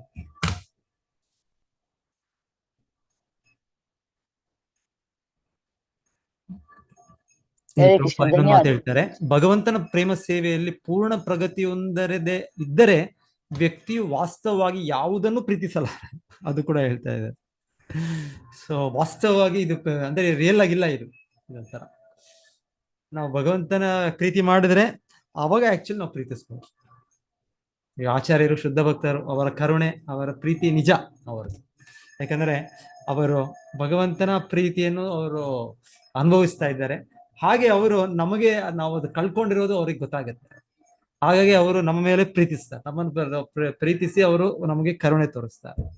ಸೊ ಅವರು ನಮಗೆ ಪ್ರೀತಿಯನ್ನು ವ್ಯಕ್ತಪಡಿಸ್ತಾರೆ, ಅವರಲ್ಲಿದೆ ಪ್ರೀತಿ. ನಾವು ತೋರಿಸೋದು ಈ ಪ್ರೀತಿ ಇಲ್ಲ, ಪ್ರೇಮ ಇಲ್ಲ, ನಮಗೆ ಭಾವನೆನೇ ಇಲ್ಲ ನಮಗೆ. ಯಾಕಂದ್ರೆ ಇಲ್ಲಿ ಹೇಳ್ತಾ ಇರೋದು ಭಗವಂತ ಪ್ರೇಮ ಸೇವೆಯಲ್ಲಿ ಪೂರ್ಣ ಪ್ರಗತಿ ಹೊಂದದೇ ಇದ್ದರೆ ವ್ಯಕ್ತಿ ವಾಸ್ತವವಾಗಿ ಯಾವುದನ್ನು ಪ್ರೀತಿಸಲ್ಲ. ಏನು ಮೋಹ ಅಷ್ಟೇ, ನಮಗೆ ಯಾವ ಮೋಹ ಹೊಂದಿದ್ರಿಂದ ನಾವು ಪ್ರೀತಿಸ್ತೇವೆ. ಅಂದ್ರೆ ಒಂದು ಅಜ್ಞಾನ, ಒಂದು ಅಂಧಕಾರ ಇದರಲ್ಲಿ ನಮ್ಮ ಪ್ರೀತಿ ಅಷ್ಟೇ. ನಿಜವಾದ ಪ್ರೀತಿ ಕೃಷ್ಣನು ನಾವು ಸಾಕ್ಷಾತ್ಕರಿಸಿಕೊಂಡ್ರೇನೆ ನಮಗೆ ನಿಜವಾದ ಪ್ರೀತಿ. ಕೃಷ್ಣನ ಮೇಲೂ ಬರುತ್ತೆ, ಮತ್ತೆ ಎಲ್ಲ ಜೀವಿಗಳ ಮೇಲೂ ಕೂಡ ಬರಕ್ಕೆ ಸಾಧ್ಯ ಆಗುತ್ತೆ. ಆದರೂ ಹಿಂದೆ ಶ್ಲೋಕದಲ್ಲಿ ಶಿಲಾ ಪ್ರಭುಪಾದರು ಹೇಳಿದ್ರು, ಸ್ವಲ್ಪ ಅರ್ಥ ಮಾಡ್ಕೊಳ್ಬೋದು ಇದರ ಏನು ರಿಫ್ಲೆಕ್ಷನ್. ಒಂದು ತಂದೆ ತಾಯಿ, ಮಕ್ಕಳು, ಮತ್ತೆ ಸ್ನೇಹಿತರು, ಅಲ್ಲಿ ಸೇವೆ, ಆ ಸೇವೆ ಬರೋದಂದ್ರೆ ಪ್ರೀತಿ ಇರೋದ್ರಿಂದ ಬರೋದು ಅಂತ ಶಿಲಾ ಪ್ರಭುಪಾದರು. ಆದ್ರೆ ಅದು ಕೂಡ ಒಂದು ಪ್ರತಿಬಿಂಬ ಅಷ್ಟೇ. ಆದ್ರೆ ಕೃಷ್ಣನಲ್ಲಿ ಅದು ಪ್ರತಿಬಿಂಬ ಅಲ್ಲ, ಅದು ಸಂಪೂರ್ಣವಾಗಿ, ಅದು ಸಹಜವಾಗಿ, ಅದು ಸಂಪೂರ್ಣ ಪವಿತ್ರವಾಗಿ ಇದೆ. ಆದ್ರೆ ಇದೇ ಇದು ಇಲ್ಲಿ ಇದು ಮಾಯಾವಾದಿಗಳು ಏನ್ ಮಾಡ್ತಾರೆ, ಇದು ಭೌತಿಕವಾಗಿ ಅವರು ಒಂದು ಅರ್ಥ ಮಾಡ್ಕೊಳ್ತಾರೆ. ಇದರಿಂದ ಕೊನೆಗೆ ಅಂತಿಮವಾಗಿ ಇದರಿಂದ ನೋವೇ ಬರುತ್ತೆ. ತಾತ್ಕಾಲಿಕವಾಗಿ ಏನೋ ಒಂದು ಆನಂದ ಸಿಗುತ್ತೆ, ಆದ್ರೆ ಅಂತಿಮವಾಗಿ ನೋವು ಬರುತ್ತೆ. ಹಾಗಾಗಿ ಆಧ್ಯಾತ್ಮಿಕವಾಗಿ ಇದಿರ್ಲೇಬಾರದು ಅಂತ ಅವರು, ಯಾಕಂದ್ರೆ ಅವರ ಗ್ರಹಣೆ ಆಧ್ಯಾತ್ಮಿಕತೆ ಅಂದ್ರೆ ಭೌತಿಕವಾಗಿ ವಿರುದ್ಧ ಅಂತ. ಹಾಗಾಗಿ ಇಲ್ಲಿ ಭೌತಿಕವಾಗಿ ಇಲ್ಲಿ ಪ್ರೀತಿ ಇದೆ ಅಂತ ಹೇಳಿದ್ರೆ ಅವ್ರು ನೋಡಿದ ತಕ್ಷಣ ಆಧ್ಯಾತ್ಮಿಕವಾಗಿ ಪ್ರೀತಿ ಅನ್ನೋದು ಇರಲೇಬಾರದು, ಅದು ಕಂಪ್ಲೀಟ್, ಅದು ಝೀರೋ ಅದು ಆಗ್ಬಿಡ್ಬೇಕು. ಇಲ್ಲ, ಭೌತಿಕವಾಗಿರೋದು ಆಧ್ಯಾತ್ಮಿಕವಾಗಿ ಇರುತ್ತೆ, ಆದ್ರೆ ಅದು ಪವಿತ್ರತೆಯಲ್ಲಿ. ಆಮೇಲೆ ಅಲ್ಲಿ ಇರೋ ಪ್ರತಿಬಿಂಬ, ಅಲ್ಲಿ ಅದರಲ್ಲೇನೋ ಒಂದು ಇದರ ಸೋಂಕಿಲ್ಲ, ಅಲ್ಲಿ ಏನೋ ಒಂದು ಕಲ್ಮಶ ಇಲ್ಲ. ಕೃಷ್ಣನಲ್ಲಿ ಇರೋ ಆ ಪ್ರೀತಿ ಸಂಬಂಧ ಸಹಜವಾಗಿ, ಪರಿಪೂರ್ಣವಾಗಿ, ಪರಿಶುದ್ಧವಾಗಿ ಇರುತ್ತೆ. ಸೊ ಹಾಗೆ ತುಂಬಾ ವ್ಯತ್ಯಾಸ ಇದೆ ಭೌತಿಕವಾಗಿರುವ ಪ್ರೀತಿಗೆ ಆಧ್ಯಾತ್ಮಿಕವಾದ ಪ್ರೀತಿ. ಊರ್ಧ್ವ ಮೂಲಂ ಅಧಾ ಶಾಖಂ. ಸೊ ನಿರಾಕಾರವಾದಿಗಳು ಯಾವಾಗ್ಲೂ ವಿರುದ್ಧ, ತದ್ವಿರುದ್ಧ, ನೇತಿ. ಸೊ ಆ ರೀತಿ ಇಲ್ಲಿ ಪ್ರೀತಿ ಇದೆ ಭೌತಿಕವಾಗಿ ಅಂದ್ರೆ ಆಧ್ಯಾತ್ಮಿಕ ಪ್ರೀತಿ ಇರಬಾರ್ದು. ಇಲ್ಲ, ಪ್ರೀತಿ ಇದೆ ಅಲ್ಲಿ, ಆದ್ರೆ ಅದು ಪರಿಶುದ್ಧವಾಗಿದೆ, ಅದು ಶಾಶ್ವತವಾಗಿದೆ, ಅದು ಪರಿಪೂರ್ಣವಾಗಿದೆ ಅಲ್ಲಿ. ಸೊ ಅಲ್ಲಿ ಬೇರೆ, ಅಲ್ಲಿ ಭೌತಿಕವಾಗಿರೋ ಪ್ರೀತಿ ಅಲ್ಲ, ಅದು ಬೇರೆ, ಅದರ ಗುಣನೇ ಬೇರೆ, ಆಧ್ಯಾತ್ಮಿಕ ಗುಣ. ಇನ್ನೂ ಒಂದು ಉದಾಹರಣೆ ಇಲ್ಲಿ ಡಿಸ್ಕಷನ್ ಮಾಡ್ತಾ ಇದ್ದಾರೆ ಶಿಲಾ ಪ್ರಭುಪಾದರು. ಕಣ್ಣುಗಳು ಮತ್ತು ಸೂರ್ಯ. ಸೊ ಕಣ್ಣುಗಳು ಸೂರ್ಯನ ನೋಡ್ತಾ, ಅದರಿಂದಾನೇ ನಮಗೆ ಕಣ್ಣು ಕಾಣೋದು, ಬೆಳಕಿದ್ರೆ ನಮ್ಗೆ ಕಾಣೋದು. ಆದ್ರೆ ಅಷ್ಟ ಹತ್ರ ಇದ್ರೂ ಕೂಡ ಅದರ ನಿಜವಾದ ಲಾಭ ಕಣ್ಣು ಪಡೆಯೋದಿಲ್ಲ ಅಂದ್ರೆ ಇಲ್ಲಿ ಹೇಳ್ತಾರೆ, ಸೂರ್ಯದಿಂದ ನಮಗೆ ಇದು ಸಿಗ್ಬೋದು, ಅಷ್ಟು ಬಿಸಿ ಸಿಗ್ಬೋದು, ದೇಹದ ಬೇರೆ ಭಾಗಗಳೆಲ್ಲ ಆ ಬಿಸಿಯನ್ನು ಪಡೆಯುತ್ತವೆ, ಆದ್ರೆ ಕಣ್ಣು ಪಡೆಯೋದಿಲ್ಲ. ಯಾಕೆ ಕಣ್ಣು ನೋಡಕ್ಕಾಗಲ್ಲ ಸೂರ್ಯವನ್ನು ನೇರವಾಗಿ. ಅದು ಸೂರ್ಯದ ಕಿರಣವನ್ನು ಉಪಯೋಗಿಸ್ಕೊಂಡು ಅದು ನಾವು ಬೇರೆ ನೋಡ್ತೀವಿ, ಆದ್ರೆ ನೇರವಾಗಿ ಕಣ್ಣಿಂದ ನೋಡಕ್ಕಾಗಲ್ಲ. ಅದೇ ಬೇರೆ ಭಾಗ ಯಾವ್ದು ಬೇಕಾದ್ರೂ ಡೈರೆಕ್ಟ್ ಆಗಿ ಕಣ್ಣಿಗೆ ಇದಕ್ಕೆ ಸೂರ್ಯಕ್ಕೆ ಅದು ಅದೇ ವ್ಯಕ್ತವಾಗ್ಬೋದು. ಅದು ಎಲ್ಲಿಯ ದೇಹದ ಭಾಗ ಎಲ್ಲಿಯ ಚರ್ಮ ಕೂಡ ಎಲ್ಲವೂ ಕೂಡ ಅದು ಸೂರ್ಯಕ್ಕೆ ಇದಾಗಿ ಸೂರ್ಯಕ್ಕೆ ಎಕ್ಸ್ಪೋಸ್ ಆಗಿ ಸೂರ್ಯಗಿಂದ ಆ ಬಿಸಿಯನ್ನು ಪಡಿಬಹುದು ಅಂತ ಹೇಳ್ತಾರೆ. ಆದ್ರೆ ಇಲ್ಲಿ ಆ ಕಣ್ಣುಗಳು ಪಡೆಯೋದಿಲ್ಲ ಅಂತ ಹೇಳ್ತಾರೆ. ಹಾಗೆ ಶ್ರೀಲ ಪ್ರಭುಪಾದರು ಹೇಳ್ತಾ ಇರೋದು ಹಾಗೆಯೇ ಕೇವಲ ಅನುಭವ ಜ್ಞಾನದ ದಾರ್ಶನಿಕರು ಬ್ರಹ್ಮದ ಬಗ್ಗೆ ತಾತ್ವಿಕ ಜ್ಞಾನ ಉಳ್ಳವರಾದರೂ ಪರಮಬ್ರಹ್ಮನ ಅನುಗ್ರಹದ ಉಪಯೋಗವನ್ನು ಪಡೆಯಲಾರರು, ಏಕೆಂದರೆ ಅವರಲ್ಲಿ ಪ್ರೇಮದ ಕೊರತೆ ಇರುತ್ತದೆ. ಎಷ್ಟೋ ಮಂದಿ ನಿರಾಕಾರವಾದಿಗಳಾದ ದಾರ್ಶನಿಕರು ಕೊನೆಯ ತನಕವೂ ಮಾಯೆಯ ಪ್ರಭಾವದ ಅಡಿಯಲ್ಲಿ ಉಳಿದಿರುತ್ತಾರೆ, ಏಕೆಂದರೆ ಅವರು ಬ್ರಹ್ಮತತ್ವದ ಪ್ರಾಯೋಗಿಕ ಜ್ಞಾನದಲ್ಲಿ ನಿರತರಾಗಿದ್ದರೂ ಬ್ರಹ್ಮದ ಬಗ್ಗೆ ಪ್ರೇಮ ವೃದ್ಧಿ ಮಾಡುವುದಿಲ್ಲ. ಮಾತ್ರವಲ್ಲ, ಅವರು ದೋಷಯುಕ್ತ ವಿಧಾನದಿಂದಾಗಿ ಪ್ರೇಮ ವೃದ್ಧಿಗೆ ಅವಕಾಶವೂ ಇರುವುದಿಲ್ಲ. ಸೂರ್ಯದೇವನ ಭಕ್ತನು, ಇನ್ನೊಂದು ಇಲ್ಲಿ ಹೇಳ್ತಾರೆ, ಸೂರ್ಯದೇವನ ಭಕ್ತನು ಕಣ್ಣಿಲ್ಲ ಅಂದ್ರೂ ಕೂಡ ಸೂರ್ಯನ ಕಾಣ್ಬೋದು, ಸೂರ್ಯದೇವನ ಕೃಪದಿಂದ ನೋಡ್ಬೋದು. ಆದರೆ ಸೂರ್ಯ ಭಕ್ತನಲ್ಲದವನು ಸೂರ್ಯನ ಪ್ರಖರವಾದ ಕಿರಣವನ್ನೇ ತಾಳಿಕೊಳ್ಳಲಾರ. ಹಾಗೆಯೇ ಒಬ್ಬನು ಜ್ಞಾನಿಯ ಮಟ್ಟದಲ್ಲಿ ಇಲ್ಲವಾದರೂ ಭಕ್ತಿ ಸೇವೆಯಿಂದ ತನ್ನ ಪರಿಶುದ್ಧ ಪ್ರೇಮದ ಪ್ರಗತಿಯ ಕಾರಣದಿಂದ ದೇವೋತ್ತಮ ಪುರುಷನನ್ನು ತನ್ನೊಳಗೆ ಕಾಣಬಲ್ಲನು. ಎಲ್ಲ ಪರಿಸ್ಥಿತಿಗಳಲ್ಲಿಯೂ ಒಬ್ಬನು ದೇವೋತ್ತಮನಲ್ಲಿ ಪ್ರೇಮವನ್ನು ಬೆಳೆಸಿಕೊಳ್ಳಲು ಪ್ರಯತ್ನಿಸಬೇಕು ಮತ್ತು ಅದರಿಂದ ಸ್ಪರ್ಧಾತ್ಮಕ ಸಮಸ್ಯೆಗಳೆಲ್ಲವೂ ಪರಿಹಾರಗೊಳ್ಳವು. ಓಕೆ,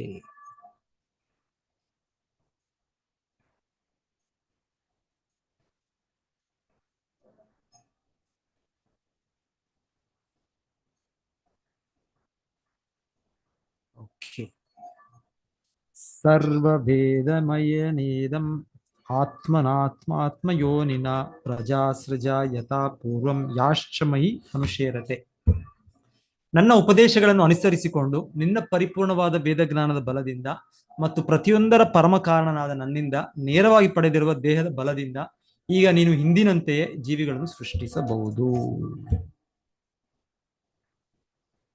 ಕೊನೆಯಲ್ಲಿ ಮೈತ್ರೇಯ ಋಷಿಗಳು ಹೀಗೆ ಎಂದರು: ವಿಶ್ವ ಸೃಷ್ಟಿಕರ್ತನಾದ ಬ್ರಹ್ಮನಿಗೆ ವಿಶ್ವವನ್ನು ವಿಸ್ತಾರಪಡಿಸಲು ಉಪದೇಶವನ್ನು ಮಾಡಿದ ಬಳಿಕ ಆದಿಪ್ರಭು ದೇವೋತ್ತಮ ಪುರುಷನು ತನ್ನ ವೈಯಕ್ತಿಕವಾದ ನಾರಾಯಣ ರೂಪದಲ್ಲಿ ಅದೃಶ್ಯನಾದನು. ಯಾರು ಓದ್ತೀರಾ? ಓದಿ ಲಾಸ್ಟ್ ಭಾವಾರ್ಥ. ಓದ್ಲ ಪ್ರಭುಜಿ? ಓದಿ ಮತ್ತೆ. ಹರೇ ಕೃಷ್ಣ.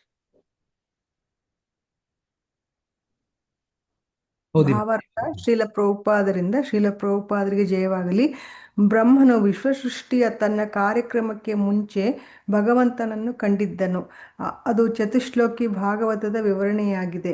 ಸೃಷ್ಟಿ ಕಾರ್ಯವು ಬ್ರಹ್ಮನ ಕಾರ್ಯಕ್ರಮಕ್ಕಾಗಿ ಕಾದಿದ್ದಾಗ, ಅಂದರೆ ಸೃಷ್ಟಿ ಕಾರ್ಯಕ್ಕೆ ಮೊದಲು ಬ್ರಹ್ಮನು ಭಗವಂತನನ್ನು ಸಂಧಿಸಿದನು ಮತ್ತು ಆ ಕಾರಣದಿಂದ ಭಗವಂತನು ಸೃಷ್ಟಿ ಕಾರ್ಯಕ್ಕೆ ಮೊದಲಿಗೆ ತನ್ನ ವೈಯಕ್ತಿಕ ರೂಪದಲ್ಲಿ ಇದ್ದನು. ಅಲ್ಪಮತಿಗಳಾದ ಜನರು ಊಹಿಸಿರುವಂತೆ ಭಗವಂತನ ಸನಾತನ ರೂಪವು ಬ್ರಹ್ಮನ ಪ್ರಯತ್ನದಿಂದ ಸೃಷ್ಟಿಯಾದುದಲ್ಲ. ದೇವೋತ್ತಮ ಪುರುಷನು ತನ್ನ ಯಥಾರೂಪದಲ್ಲಿ ಬ್ರಹ್ಮನ ಮುಂದೆ ಕಾಣಿಸಿಕೊಂಡನು. ಹಾಗೆಯೇ ಭೌತಿಕದ ಸೋಂಕಿಲ್ಲದ ಅದೇ ರೂಪದಲ್ಲಿ ಅದೃಶ್ಯನಾದನು. ಇಲ್ಲಿಗೆ ಶ್ರೀಮದ್ ಭಾಗವತದ 3ನೇ ಸ್ಕಂದದ ಸೃಜನ ಶಕ್ತಿಗಾಗಿ ಬ್ರಹ್ಮನ ಪ್ರಾರ್ಥನೆ ಎಂಬ 9ನೇ ಅಧ್ಯಾಯದ ಭಕ್ತಿ ವೇದಾಂತ ಭಾವಾರ್ಥವು ಮುಗಿಯಿತು. ಹರೇ ಕೃಷ್ಣ ಪ್ರಭುಜಿ, ಧನ್ಯವಾದಗಳು. ಹರೇ ಕೃಷ್ಣ ಮಾತಾಜಿ. ಶ್ರೀಲ ಪ್ರಭುಪಾದರು ಹೇಳೋದು, ಬ್ರಹ್ಮನ ಸೃಷ್ಟಿ ಕೃಷ್ಣನ ರೂಪ ಅಲ್ಲ. ಸೊ ಈ ಕೃಷ್ಣ ನಾರಾಯಣ ಮೊದಲೇ ಬ್ರಹ್ಮನೀಗ ಇನ್ನ ಸೃಷ್ಟಿ ಮಾಡ್ಬೇಕಷ್ಟೇ. ಇನ್ನ ಅವರು ಮಾಡೋ ಮುಂಚೆನೆ ಭಗವಂತನು ಅವ್ರು ಕಾಣಿಸ್ಕೊಳ್ತಾ ಇದ್ದಾನೆ. ಅಂದ್ರೆ ಸೊ ಅವನ ರೂಪ, ಅವನ ಅಸ್ತಿತ್ವ ಮೊದಲೆಯಿಂದಲೇ ಇದೆ. ಅದು ಭೌತಿಕವಲ್ಲ ಅಂತ ಹೇಳ್ತೇನೆ. ಓಕೆ, ಹರೇ ಕೃಷ್ಣ. ಯಾರಾದ್ರೂ ಏನಾದ್ರು ಡಿಸ್ಕಸ್ ಮಾಡ್ಬೇಕಾ? ಏನೇನೋ ಪ್ರಶ್ನೆಗಳಿದ್ರೆ?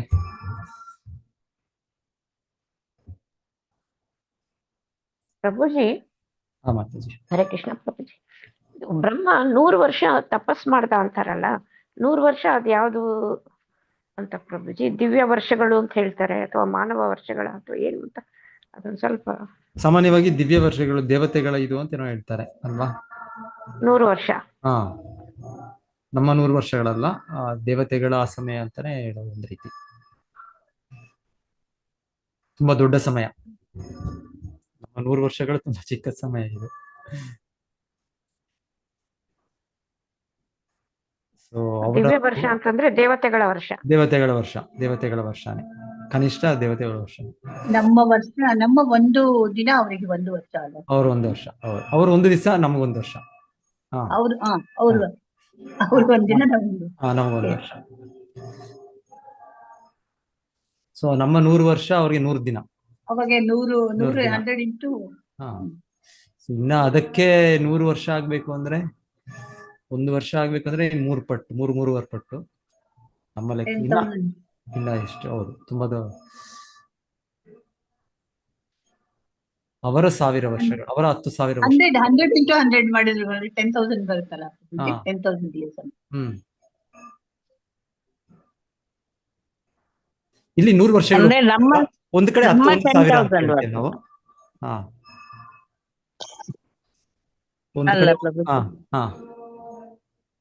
ಹೇಳಿ ಮಾತಾಜಿ. ನಮ್ಮದು 10,000 ವರ್ಷ ಅಂತ. ಇನ್ನ ಜಾಸ್ತಿನೇ ಇರ್ಬೋದು ಅಂತ. ನಮ್ಮ ಮಾನವರ ಪ್ರಕಾರ ಇನ್ನ ಜಾಸ್ತಿ ಇರುತ್ತಾ ಅಂತ ಮಾತಾಜಿ. ಇನ್ನ ಜಾಸ್ತಿ. ದಿವ್ಯ ಅಂದ್ರೆ ದೇವತೆಗಳ 10,000.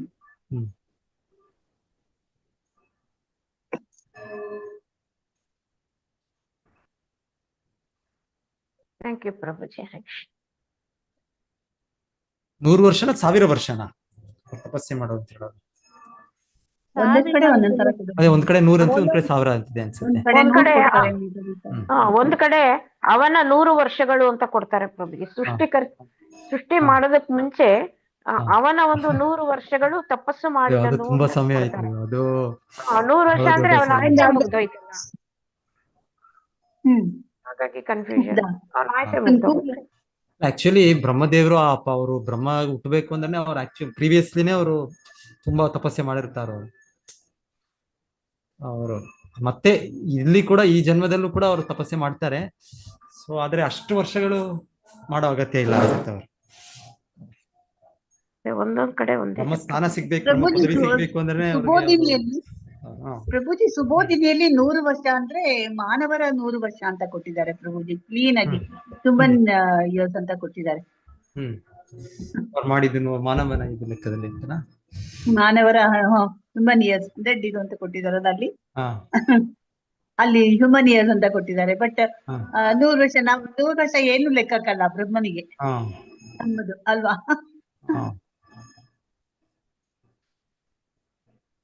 ಆಮೇಲೆ ಸಾಮಾನ್ಯವಾಗಿ ಹೇಳೋದು ಬ್ರಹ್ಮದೇವರೇ ಮಾಡಿ ತಪಸ್ಸೆ, ಅವರೇ ಎಲ್ಲರಿಗಿಂತ ದೊಡ್ಡ ತಪಸ್ಸೆ ಮಾಡೋದು ಅಂತ ಹೇಳ್ತಾರೆ.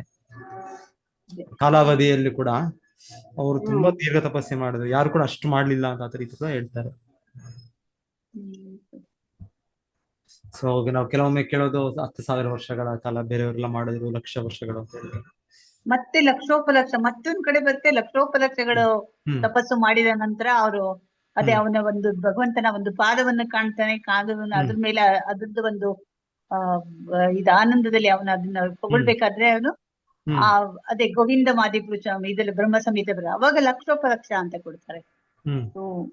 ವೆರಿ ಕನ್ಫ್ಯೂಸ್ ಇತ್ತು ಬುಲಿಯೋದೊಂಥರ. ಅದೊಂದು ಅದು ಕ್ವೆಶ್ಚನ್ ಇದೆ ಆಕ್ಚುಲಿ. 1000 ವರ್ಷ ಅಂತ ತಗೊಂಡ್ರೆ ಅದು 3 ಲಕ್ಷ ಬರುತ್ತೆ ಭಗವಂತನ ಇದು. ಅವರು ಬ್ರಹ್ಮದೇವರು 1000 ವರ್ಷ ದೇವತೆಗಳ ಲೆಕ್ಕಾಚಾರ ಅಂದ್ರೆ ಅದು 3,65,000 ವರ್ಷಗಳೇನೋ ಬರುತ್ತೆ ಅದು.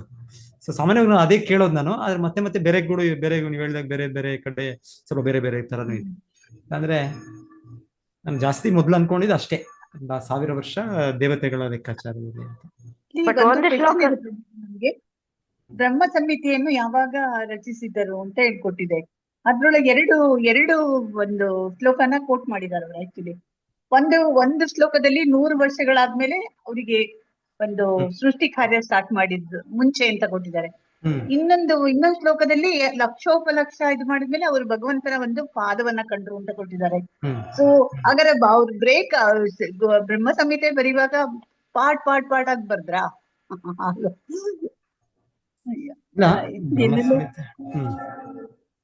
ಒಂದೊಂದ್ಸಲ ಹೇಳೋದು ಫಸ್ಟ್ ಸಾಕ್ಷಾತ್ಕಾರ ಅವ್ರಿಗೆ ಭಗವಂತ ನಾರಾಯಣನಾಗಿ ಕಾಣೋದು ಅಂತಾನೆ ಹೇಳೋದು.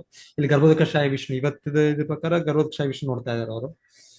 ಸೊ ಇನ್ನೊಂದೊಂದ್ಸಲ ನಾರಾಯಣ ಲೋಕದಲ್ಲಿ ಎಲ್ಲ ನಾವು ಚತುಶ್ಲೋಕಿ ಭಾಗವತ ಕೇಳುವಾಗ ವೈಕುಂಠ ಲೋಕಗಳೆಲ್ಲ ಕಾಣುತ್ತು ಅಂತೆಲ್ಲ ಹೇಳ್ತಾರೆ.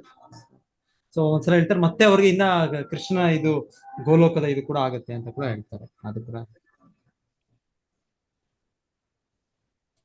ಅಂದ್ರೆ ಅವ್ರ ತಪಸ್ಸೆ ಮುಂದುವರಿಸುತ್ತೆ. ಈಗ ಹೇಳ್ದಾಗೆ ಭಗವಂತ ನಾರಾಯಣ ಹೇಳ್ತಾರೆ, ನೀವು ತಪಸ್ಸೆ ಮುಂದುವರಿಸು ಅಂತಾನೆ ಹೇಳ್ತಾ ಇದ್ದಾರೆ ಅವ್ರಿಗೆ ಆದೇಶ. ಸೊ ನೀವು ಆ ಧ್ಯಾನದಲ್ಲಿದ್ದಾಗ ನಿಮಗೆ ಸೃಷ್ಟಿ ಮಾಡೋದು ಹೇಗೆ ಗೊತ್ತಾಗುತ್ತೆ ಅಂತ ಹೇಳ್ತಾ ಇದ್ದಾರೆ. ಸೊ ಹಾಗೆ ಮೊದಲಿಗೆ ಅನ್ಸುತ್ತೆ ಅವ್ರಿಗೆ ಈ ಗರ್ಭೋದಕಶಾಹಿ ವಿಷ್ಣು ಆಗಿ ಕಾಣ್ತಾರೆ, ಮತ್ತೆ ವೈಕುಂಠ ಲೋಕದ ಎಲ್ಲ ಸಾಕ್ಷಾತ್ಕಾರ ಕೂಡ ಆಗುತ್ತೆ. ಕೊನೆಗೆ ಬ್ರಹ್ಮ ಸಮಿತಿಯ ರಚಿಸೋ ಹಾಗೆ ಕೃಷ್ಣನ ರೂಪದಲ್ಲೂ ಅವರು ನೋಡ್ತಾರೆ ಅನ್ಸುತ್ತೆ. ಗೋಪಾಲ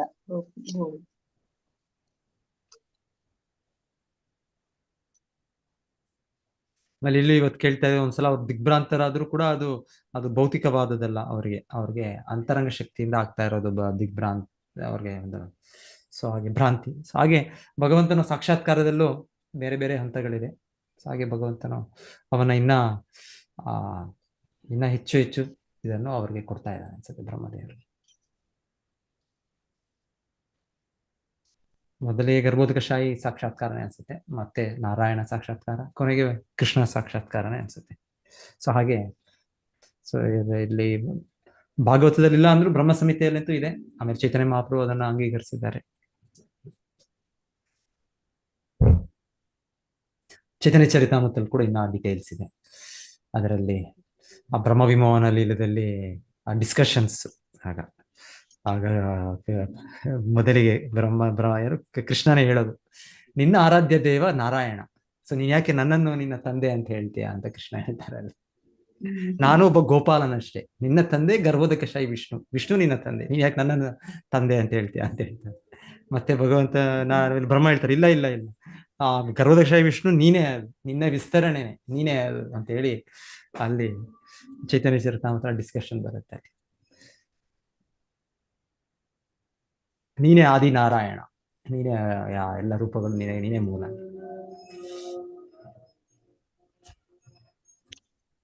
ಪ್ರಭುಜಿ ಹೇಗೆ ಗೊತ್ತಾ, ಇದು 8ನೇ ಅಧ್ಯಾಯದಲ್ಲಿ ಅದು 22ರಲ್ಲಿ ಅದನ್ನೇ ಗೋವಿಂದ ಆದಿಪುರುಷ ಬರುವಾಗ ಏನ್ ಹೇಳ್ತಾರೆ ಅಂದ್ರೆ, ಈ ಲೆಕ್ಕ ಬ್ರಹ್ಮನು ಎಲ್ಲಾ ಪರಮ ಕಾರಣವನ್ನು ಅರಿಯುವ ಮೊದಲು 100 ವರ್ಷಗಳ ಕಾಲ ಧ್ಯಾನ ಮಗ್ನನಾದನು, ಆಮೇಲೆ ಅವನು ಬ್ರಹ್ಮ ಸಂಹಿತೆಯನ್ನು ರಚಿಸಿದನು ಅಂತ ಹೇಳ್ತಾರೆ. ಎರಡು ಶ್ಲೋಕನ ಕೋಟ್ ಮಾಡಕ್ ಹೇಳಿದ್ರು. ಅದ್ರಲ್ಲಿ ಇದು ಅಂದ್ರೆ ಇದು ಗೋವಿಂದ ಆದಿಪುರುಷ ರಚಿಸಿದಾನೆ ಅಂತ ಇದ್ರಲ್ಲಿ ಏನ್ ಕೊಟ್ಟಿದೆ ಅಂತ. ಈ ಮೊದಲನೇದನ್ನೇ ಲೆಕ್ಕಾಚಾರ ಪ್ರಕಾರ ಬ್ರಹ್ಮನು ಎಲ್ಲಾ ಪರಮ ಕಾರಣನು ಅರಿಯುವ ಮೊದಲು 100 ವರ್ಷ ಕಾಲ ಇದ್ ಮಾಡಿದ ಬ್ರಹ್ಮ ಸಂಹಿತೆ. ಇನ್ನೊಂದು ಆ ಶ್ಲೋಕದಲ್ಲಿ 27ನೇ ಶ್ಲೋಕ ಕೊಟ್ಟಿದ್ದಾರೆ. 26ನೇ ಶ್ಲೋಕದಲ್ಲಿ ಅಲ್ಲಿ ಹೇಳ್ತಾ ಇದ್ದಾರೆ, ಬ್ರಹ್ಮ ಇದನ್ನ ಲಕ್ಷೋಪಲಕ್ಷ ವರ್ಷಗಳ ಕಾಲ ಧ್ಯಾನ ಮಾಡಿದಾಗ ಬ್ರಹ್ಮನಿಗೆ ಭಗವಂತನ ದಿವ್ಯ ಸ್ವರೂಪವೆಂದರೇನು, ಗೋಪವೇಶದ ಶ್ರೀಕೃಷ್ಣನೆಂದು ತಿಳಿಯಲು ಸಾಧ್ಯವಾಯಿತು. ಬ್ರಹ್ಮನು ಹೀಗೆ ತನ್ನ ಅನುಭವವನ್ನು ಅವನ ಪ್ರಸಿದ್ಧ ಸ್ತೋತ್ರವಾದ ಬ್ರಹ್ಮ ಸಂಹಿತೆಯಲ್ಲಿ ದಾಖಲಿಸಿದನು. ನೋಡಿ, ಈ ತರ ಕೊಡ್ತಾರೆ. ಅಂದ್ರೆ ಮೊದಲು ಅವನು ಸೃಷ್ಟಿಗೆ ಮುಂಚೆ ಇದ್ ಮಾಡಿದಾಗ ಬ್ರಹ್ಮ ಸಂಹಿತೆಯನ್ನ ಸ್ಟಾರ್ಟ್ ಮಾಡಿದ, ಆ ತರ ತಿಳ್ಕೊಬೇಕಾ ಪ್ರಭುಜಿ? 8ನೇ ಇದ್ರಲ್ಲಿ 22ರಲ್ಲಿ ಒಂದು ಕಡೆ ಕೊಟ್ಟಿದ್ದಾರೆ, ಮತ್ತೆ 26 2 ಶ್ಲೋಕಗಳ ಒಂದು ರೆಫರೆನ್ಸ್ ಕೊಡಿ ಅಂತ ಕೊಟ್ಟಿದ್ದಾರೆ, ಯಾವಾಗ ಇದು ಬ್ರಹ್ಮ ಸಂಹಿತೆ ರಚನೆ ಆಯ್ತು ಅಂತ.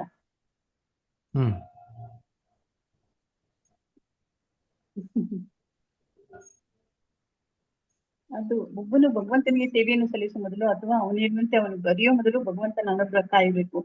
ಸೊ ಇದು ಪ್ರಭುದಿ ಫಸ್ಟ್ ಅವನು 100 ವರ್ಷ ಮಾಡಿದಾಗ ಜಸ್ಟ್ ಭಗವಂತನ ಒಂದು ಅರಿಲಿಕ್ಕೆ ಅವನನ್ನ ತಿಳ್ಕೊಳ್ಳೋಕೋಸ್ಕರ ಮಾಡಿದ, ಅವಾಗ ಸ್ಟಾರ್ಟ್ ಮಾಡ. ಅಂದ್ರೆ ಈಶ್ವರ ಪರಮ ಕೃಷ್ಣ ಅದು ಬರುತ್ತಲ್ಲ ಪ್ರಭುಜಿ, ಅದನ್ನ ಸ್ಟಾರ್ಟ್ ಮಾಡಿದೆ ನಮಸ್ತೆ.